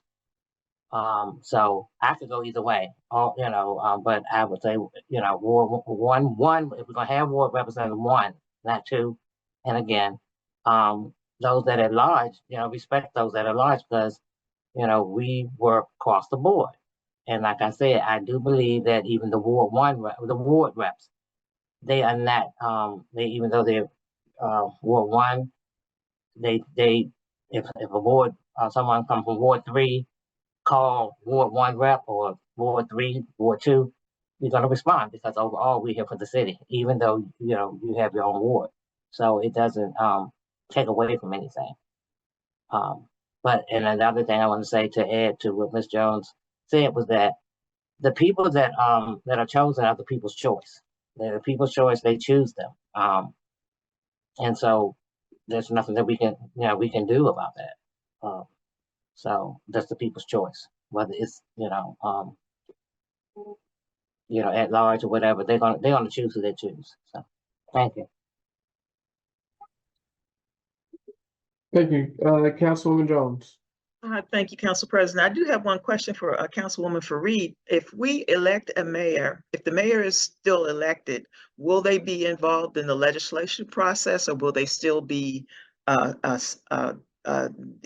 ceremonial entity that Councilman Herring speaks of? So that what we've already agreed to, took a consensus on, is that the mayor will be one of the 7 council members. They will have legislative responsibilities. They will be the chair of the council. They will serve in those ceremonial capacities. When the governor convenes the mayors from Maryland, it will be that person. So it's not just a ceremonial role. They will have, even in what was described for the buoy role, it is more than ceremonial. It did speak about them kind of having some authorities. And so we definitely need to have a person who's designated to do that. But in our structure, this person will also, preside over the meetings. They would have voting capacity. So you should probably think about the mayor role as the council president plus the ceremonial aspects and other kind of state type or in federal authorities that the mayor would have. So then are we electing 6 persons and a mayor? Well, that's the question. There's going to be, the body is going to be 7. Right. That's the question I'm asking. My thought is that it should be, when you go to vote on your ballot, there's someone that you vote specifically for as mayor, and then the other 6 are the other members, Council persons. versus you go and you just choose amongst 7. So, but are you asking that because you're going to change your consensus around? Because right now we have that the mayor is to be elected among the council members, so that the mayor. No, I was just trying to get a gauge on how, if the mayor is elected by the people, then how, what would their responsibilities be? Would it be just ceremonial as it is today, or will it be, will they be working with the council? Yeah, so how they're elected is not going to determine what their responsibilities are, whether we have them voted separately by the citizens. So effectively, they would be an at-large candidate, an at-large council member candidate, Okay. or selected amongst the 7 council members that were elected however we decide, if it's going to be all at large or 1 per ward or however we're going to do it. That mayor role would still have the same responsibilities. Okay, so I think maybe we need to hear from the people of the city whether they want to elect the mayor, or if they want the council to be, hopefully at the public hearing, or maybe some emails sent to the reps that we can substantiate, can give us a good direction between now and Thursday after next for your meeting. Yeah, I mean, personally, because we did have a public hearing on it, I feel like the resounding message from the citizens was that they wanted to weigh in on who the mayor was. That was the issue, that they felt like we were taking away their vote. We were taking away their right to choose who the mayor is. So I believe that we can preserve that sort of institution with the citizens being able to do that and still change our structure of government. We do not need to say that just because the mayor is going to be a part of the legislative body, that now the citizens don't have to vote for them anymore. That's an additional change that we don't have to make. We could keep it as the mayor being elected by the citizens, the mayor being a part of the council and having all those authorities to chair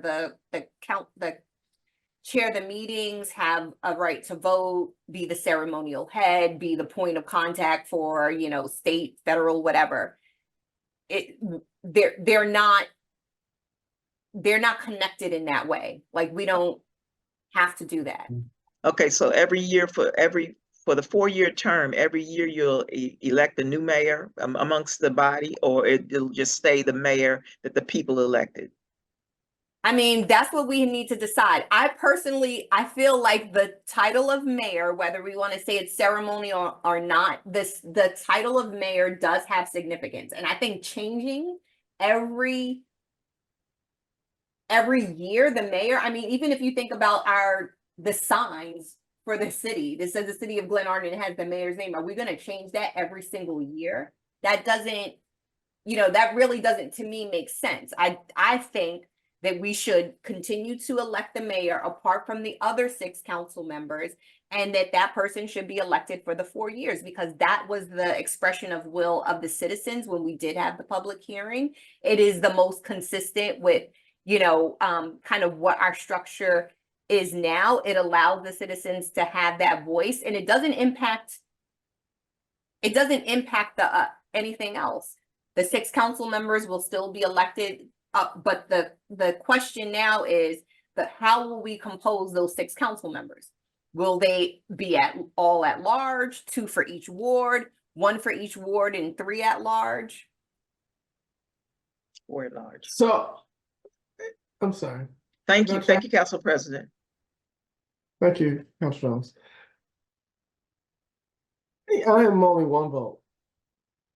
But I think that if we're going to learn from history and make things better, then I strongly urge the council to not consider having the mayor lead the council and be the face of the city for 4 years and try to operate a functional government. That just, if we've learned anything in the past 3 years, it's just not going to work. That's not going to work. And I think it'll revert back to, it'll just be chaotic. Now, if we were adamant that, one, I think we're just talking around and everybody's going to vote. Whether you call them a council member or a mayor, like, the citizens didn't vote me to be council president, but yet they have me as the council president because among my peers, I would think that you guys have trusted me enough over the past 3 years to lead these meetings and to be council president. That one, to earn this position it's a humbling position, and grateful to the council to be elected council president for 3 years. That says something. I would think among your peers, but what we have now, we've had someone that if we kept it where the mayor was elected, even though again people are still going to be electing their represented officials, to where you have a mayor that would ignore the rest of the council, have events when they want to, not provide support for the events that they have, who would, out of spite, not sign checks because it relates to someone that he or she does not like, where they would not be forthcoming with the rest of the council. It just would. Not for 4 years. Not for 4 years, in my opinion. Like I said, I respect everybody's opinion here. And there's a lot of things that citizens don't know that go on behind closed doors, and where they will think, oh, it's all cherry and roses. But no, there's a lot of, there could be a lot of unethical things that are going on, that the council hands are now tied because we're stuck with someone for 4 years. And that, again, that's just my opinion. Citizens can come out and citizens can, and I agree, Erica, the little bit of feedback that we had, because there wasn't a good sample size of the whole city, but there were some who came and said they wanted to keep the vote for the mayor, but that was a handful of people. That was not, thousands of people that came out, or hundreds of the 6,200 people that we have in the city that came out to voice their concern for. So I'm open to continue to listen until I see something different. My vote will be to elect that person from the council. And if by some reason hundreds of people did come out and say that they wanted to still vote for their mayor, then my choice would be to not have that person lead the council. Okay, I just need to make a point of clarification. I do see Council Vice President's hands up. I just want to make a point of clarification because I wanted to be super clear that the objective of the Charter Review Committee was not to change anything because of any body that is in a particular role right now. The Correct. objective Understood. of the Charter Review Committee and the change to the structure was to create a more efficient, effective government. This is a model that I forget who said it. I think it was Councilwoman Jones or Vice President Ferguson. This is a model that is more and more being adopted across Maryland municipalities because it is a more efficient way of working.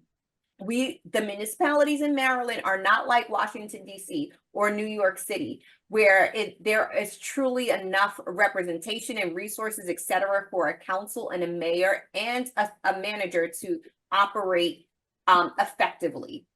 Our municipalities are small enough, and it has been proven to be more effective. I spoke to a delegate about this just the other day, that this is the way, and it's the best practice. And in those best practices, they are not electing the mayor every single year. That mayor is elected and is in that role for the reasons why I just stated. We cannot change our signage every year. There is still a need for there to be a mayor. The governor is elected for a term.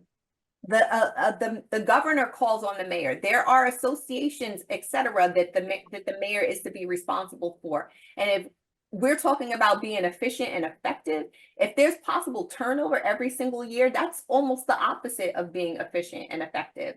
But I just, I know I started talking about other things, but I just want to reiterate the point, because I do not want it being said that we're changing this charter because of who the current mayor is. That is absolutely not the case. And we're not changing it. And I do not want us to move forward considering who might even run for it next time.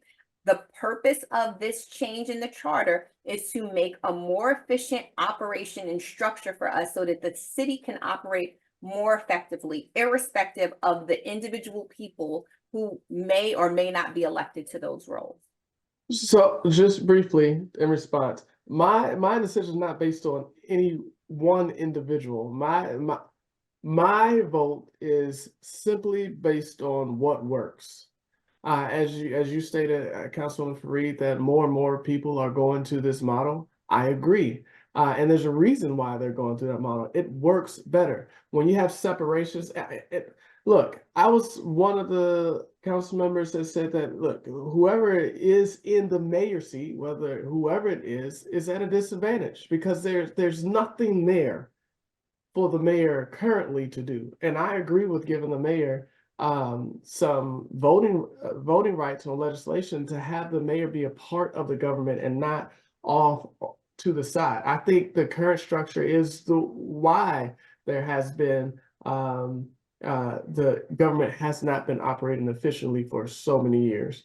But I agree. My vote, again, is not based on whoever's in office right now. My vote is based on what works the most efficiently and how we can progressively move the city forward. And just to one point that you made, Councilwoman Fareed, I don't think the mayor's name, whoever it is, should be on the, at least if I was a mayor, I would not want my name on the thing, because I agree, changing that every year or changing that every 4 years is enough. We're just not big enough to hold that type of weight. The governor, yes, you see the signs, they change it every 4 years. It's fine. It's the governor of Maryland, the city of DC, the city of New York, Chicago, LA. These are big major cities. We're not that big.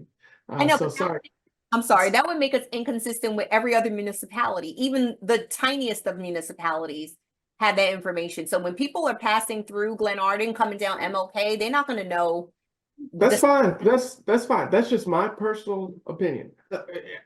That's just me. The most the council may want, city of Glenarden, Mayor Erica Fareed on there. I don't know. I'm just saying my personal preference would just be to just have it. And maybe that's because I don't like my name plastered everywhere, but that's just my personal opinion. But the only other thing I was going to say is that we need a consensus, because our charter review meeting is next Thursday. And when we're not able to get a consensus from the council, we can't move forward. So we're Okay, stopped right now until we get a consensus on what we're going to do relating to these two issues.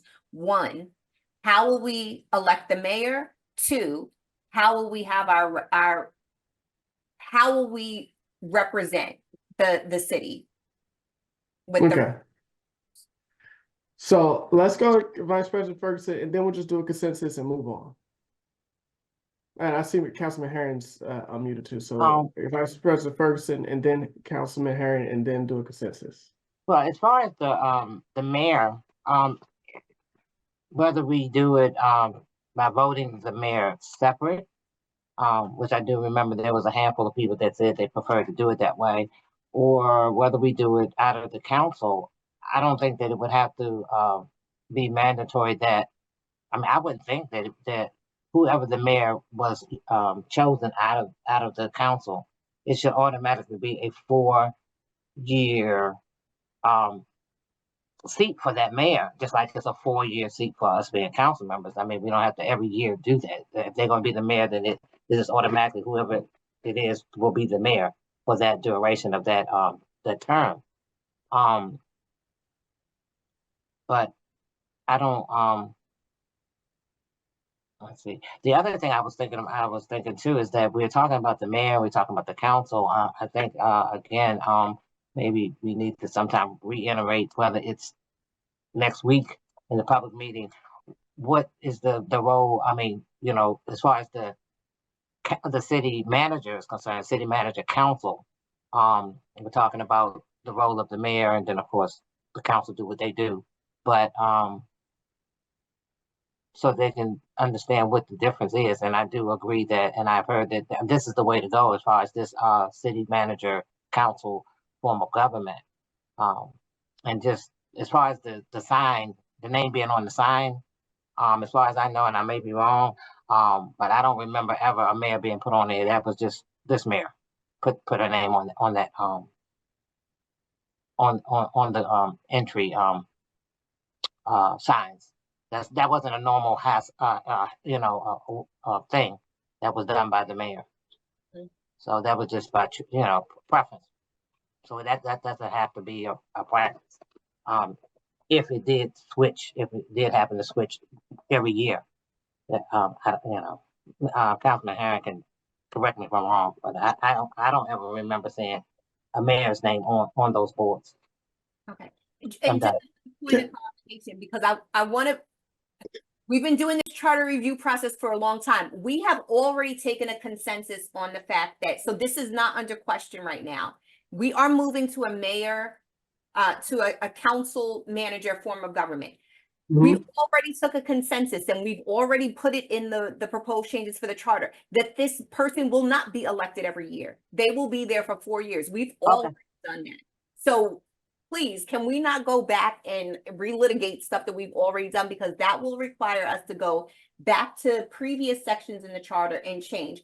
What we're talking about right now is just how will the mayor be elected, either separately or amongst the 7 council members, and then how will we do the ward representation? Okay, fair enough.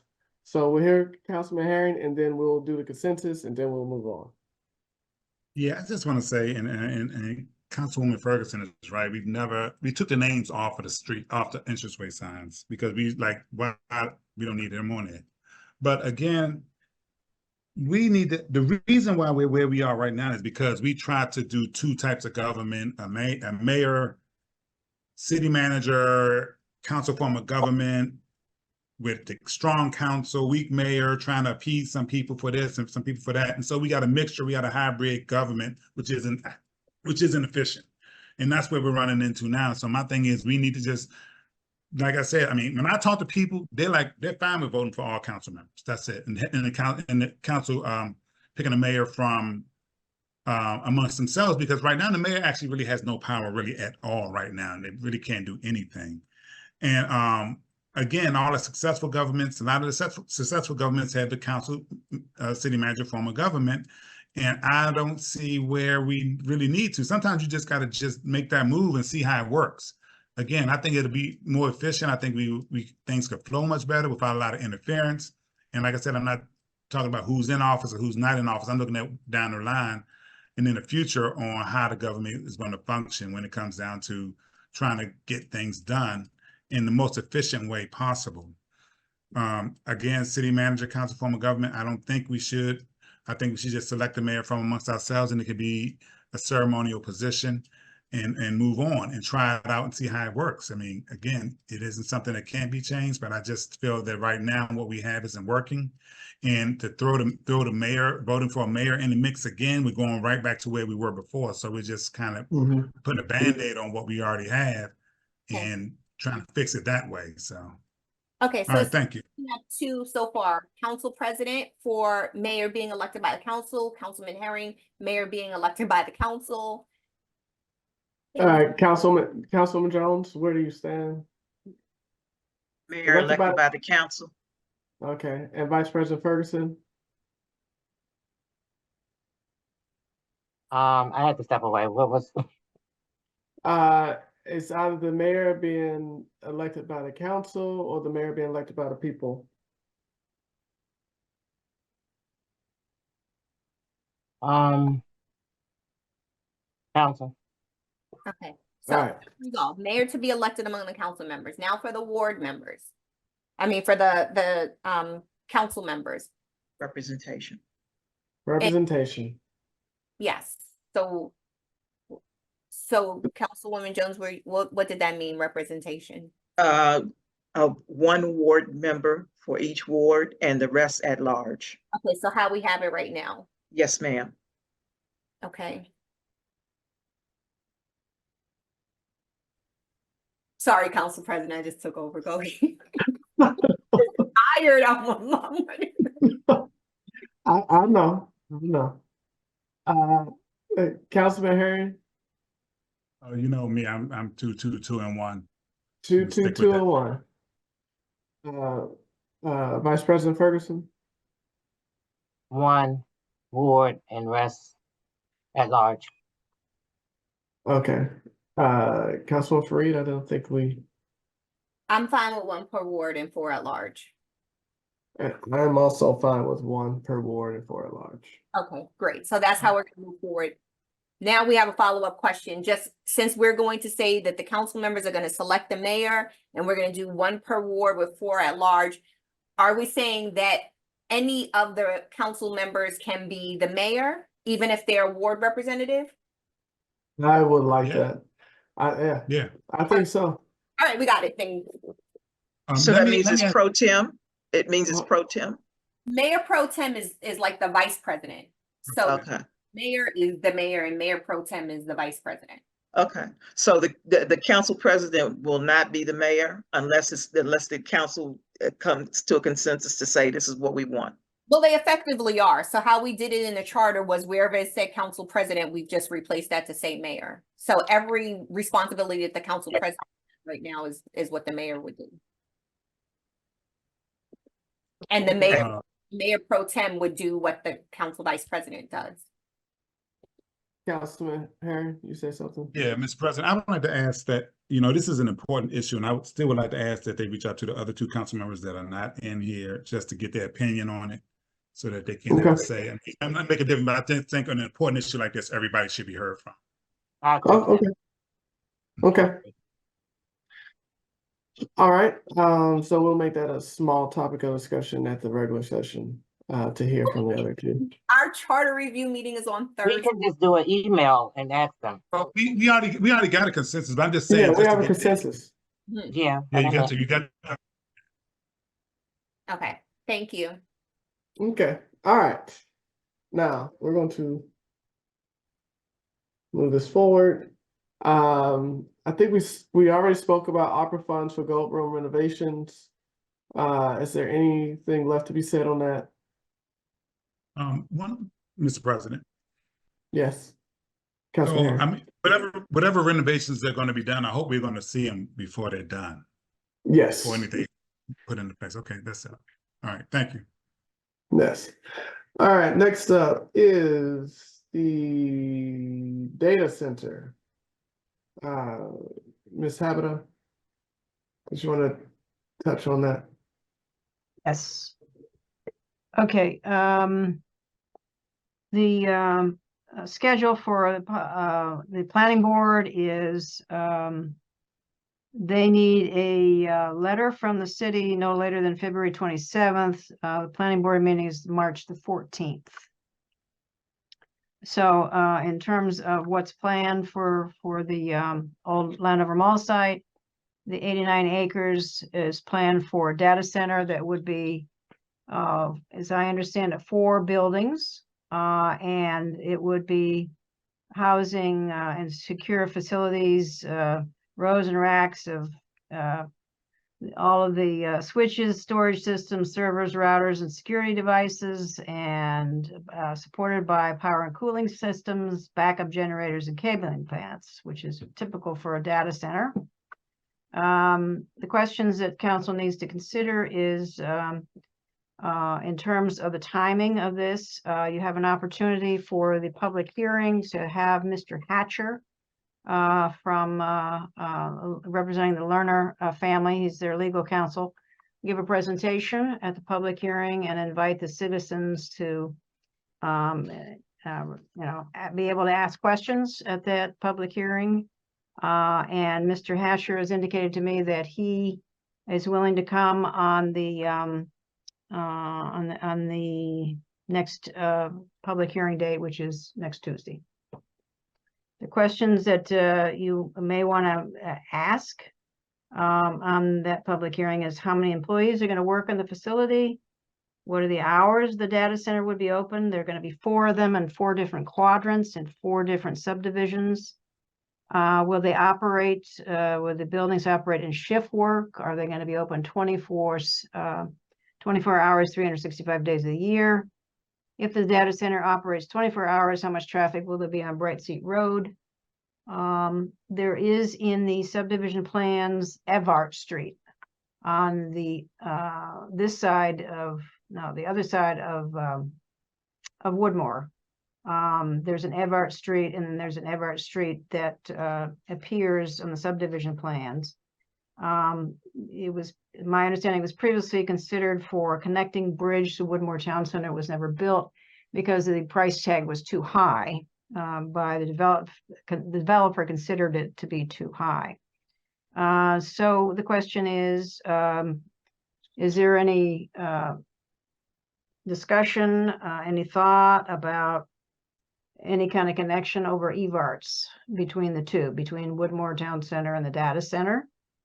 Is there any value at least a footbridge so that the folks who are working in the data centers could have access to a pedestrian bridge to cross over to get to restaurants and stores at Woodmore?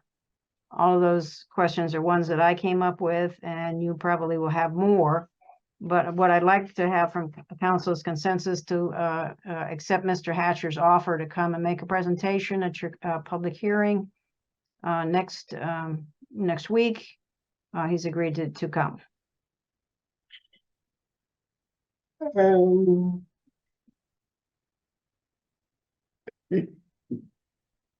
Can we do that at our regular session? Well, I think if you do it your regular session, you would want to probably vote and take a position. At least if you heard the citizen comments at the public hearing, then you could weigh how you want, what you want to put in a letter to Park and Planning by February 27th, giving yourself more time. It's up to the council to decide, when you want to do the presentation by Mr. Hatcher. He is available next week. Councilman Herring? Yeah, so Mr. Hatcher, you say he's the attorney for Lerner? Yes. Or I'm gonna tell you, we really need to get ahead of this. And I think we do need to hear from him next week in order to make a decision, because we may need to call up somebody, because we don't, is he gonna present any plans, or they got a CSP available, or? I think the plans, right now it's in a subdivision phase. So the plans are the 4 quadrants, which is my understanding there'll be 4 buildings. So I would imagine that the most you'll see is the subdivision, and maybe they have conceptuals. I do know Mr. Hatcher asked for a link to this evening's meeting, and I think he is on the meeting this evening if you wanted to ask him questions now. I'm putting him on the spot, but he is one of the folks who is here this evening. He wanted to find out a little more about us and the discussion. So Who did you say?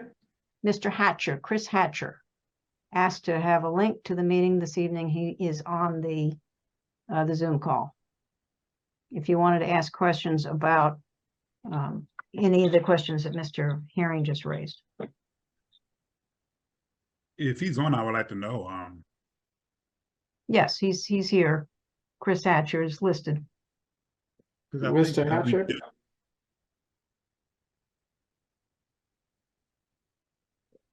Mr. Hatcher? Are you still awake, Mr. Hatcher?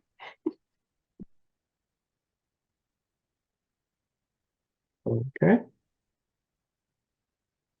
I think we do need to, because again, we need to know what's going on before. You're not going to have much time to take a position. And what is that? Our regular meeting is what, the 15th? The 19th. I'm sorry. 19th. The 20th, because the 19th is the holiday.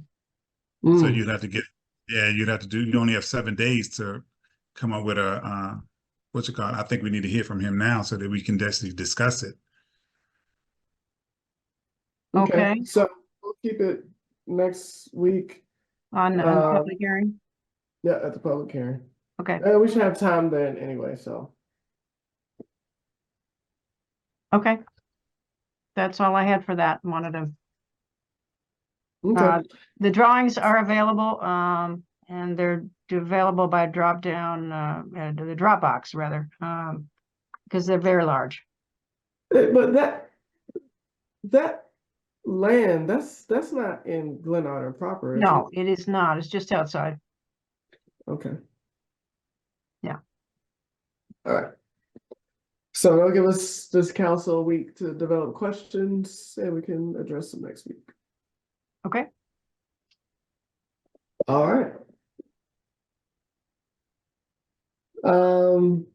Well, you're still up. We're still up with the review of property assessments for FY25. You requested a special work session to review. Yeah, I'm wondering if council would be open to reviewing the property assessments. They usually come in around the 15th of February.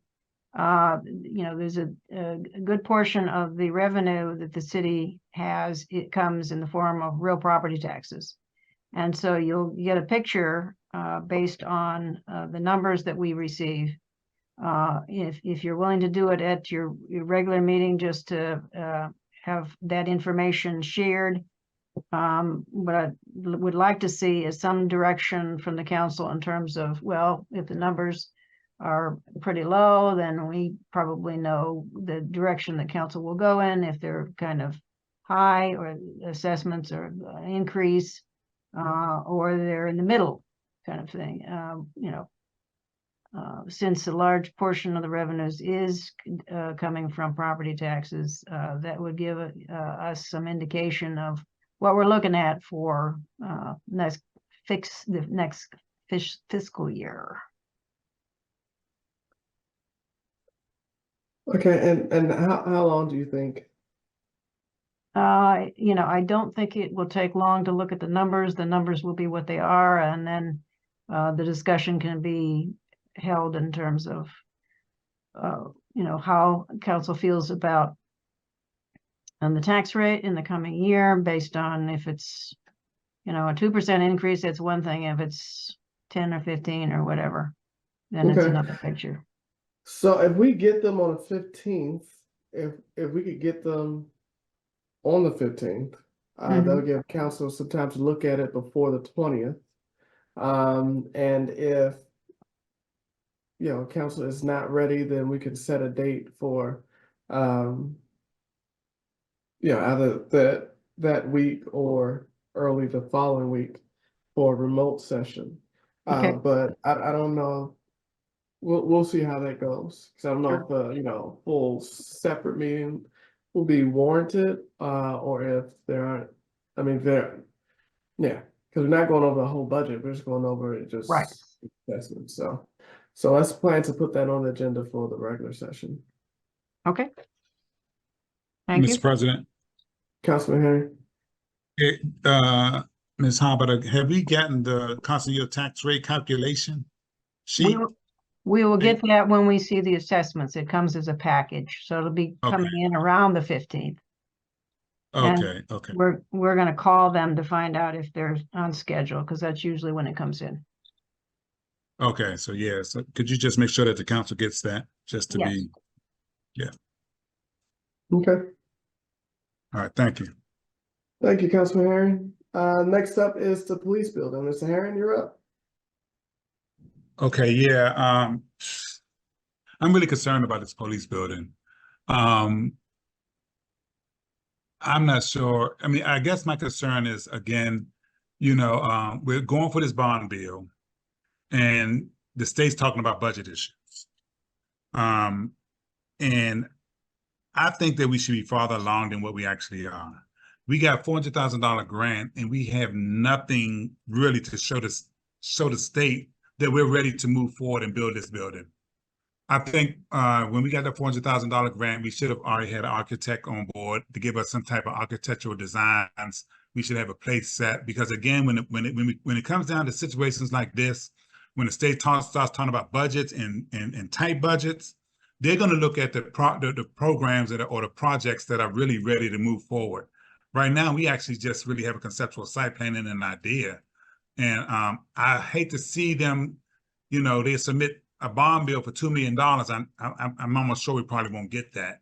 We'll probably maybe get half of that, but then again, we may only get a fourth of that, because they may say, I got $400,000 already. You really don't have anything ready to go. You haven't got no architectural designs. You haven't even got a spot. So we'll just give you $600,000 and we'll have to be settled, be fine with that. I think we really need to be moving forward on this, on a design concept for this. I did talk to the chief today, and he said he's going to be meeting with an architectural firm that actually does police stations, I think this week or early next week. And I was just telling him that we really need to get briefed on that. And we as a council need to come to the table to see what we actually looking for and what we want in a building. Because again, I've seen it happen plenty of times when the budgets are tight and the money tight, they're going to be looking at the projects in the municipalities that are really, really ready to go and not going to hold up $1 million for us to get ready. And I think we really need to move on it. And I think we need to be really farther along than what we are. And I'm just saying, and we definitely need to get some architectural designs and pick a spot where we want to build this building. Because I mean, right now, nobody can even tell me where we're going to build a building. Because I mean, there's a couple of spots that are perfect. People are saying the back lot, but then the back lot has no infrastructure in there. So that's gonna be more expensive, because you got to lay everything in there, the electrical, water, sewage, all of that.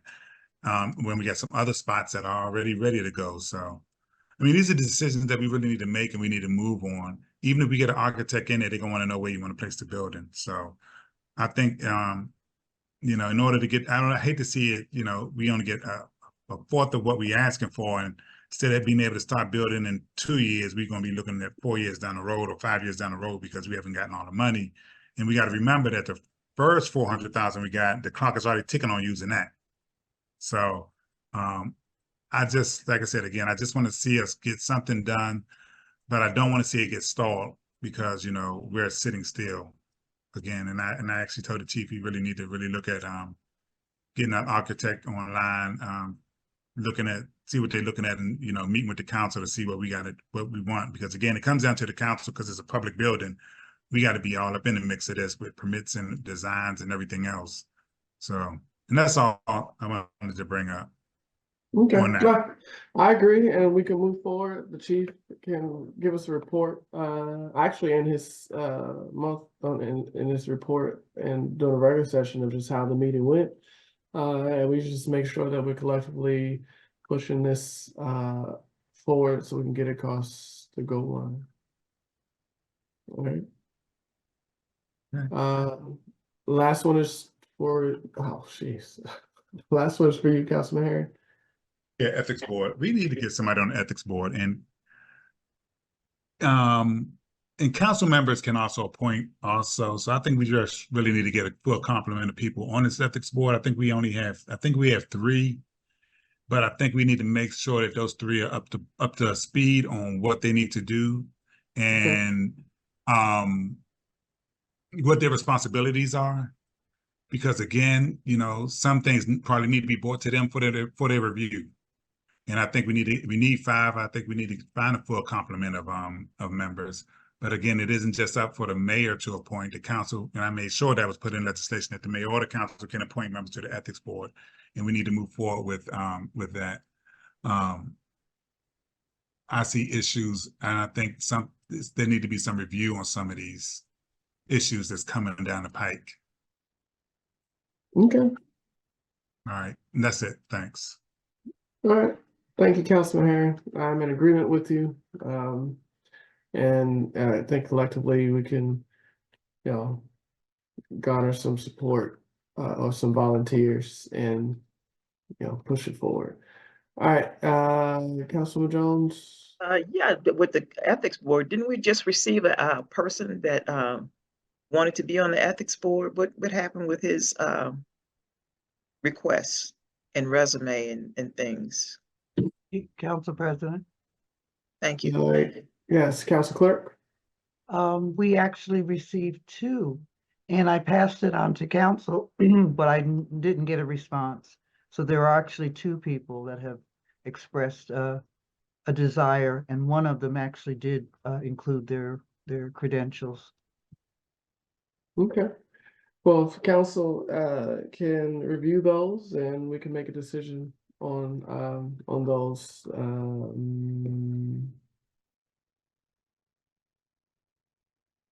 Soon.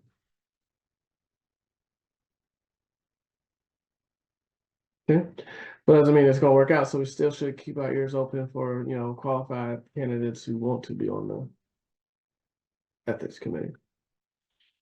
Council President, excuse me. Can we ask the council clerk to send that information again? I do have the gentleman that sent with the resume, but I don't know who this other person is that she speaks of that requested.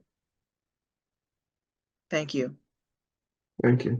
President, are we gonna get resolutions for these? I mean, I saw them come through, but don't they need to be resolutions that we vote on? Yes, they can. So Council Clerk, if you can go ahead and put them in resolution form, then we can move forward and decide whether we want to table it, decide whether we want to, you know, talk to those individuals, things like that, because I'm pretty sure Councilman Herring is going to want to talk to. Yeah, and I was going to say that. But I honestly don't think we should do resolutions until we talk to them. I don't believe in putting a piece of paper out there and putting it back after, you know, if we decide not to. I just don't, you know. Okay. Yes, Madam Clerk. I'll resend the information that I have.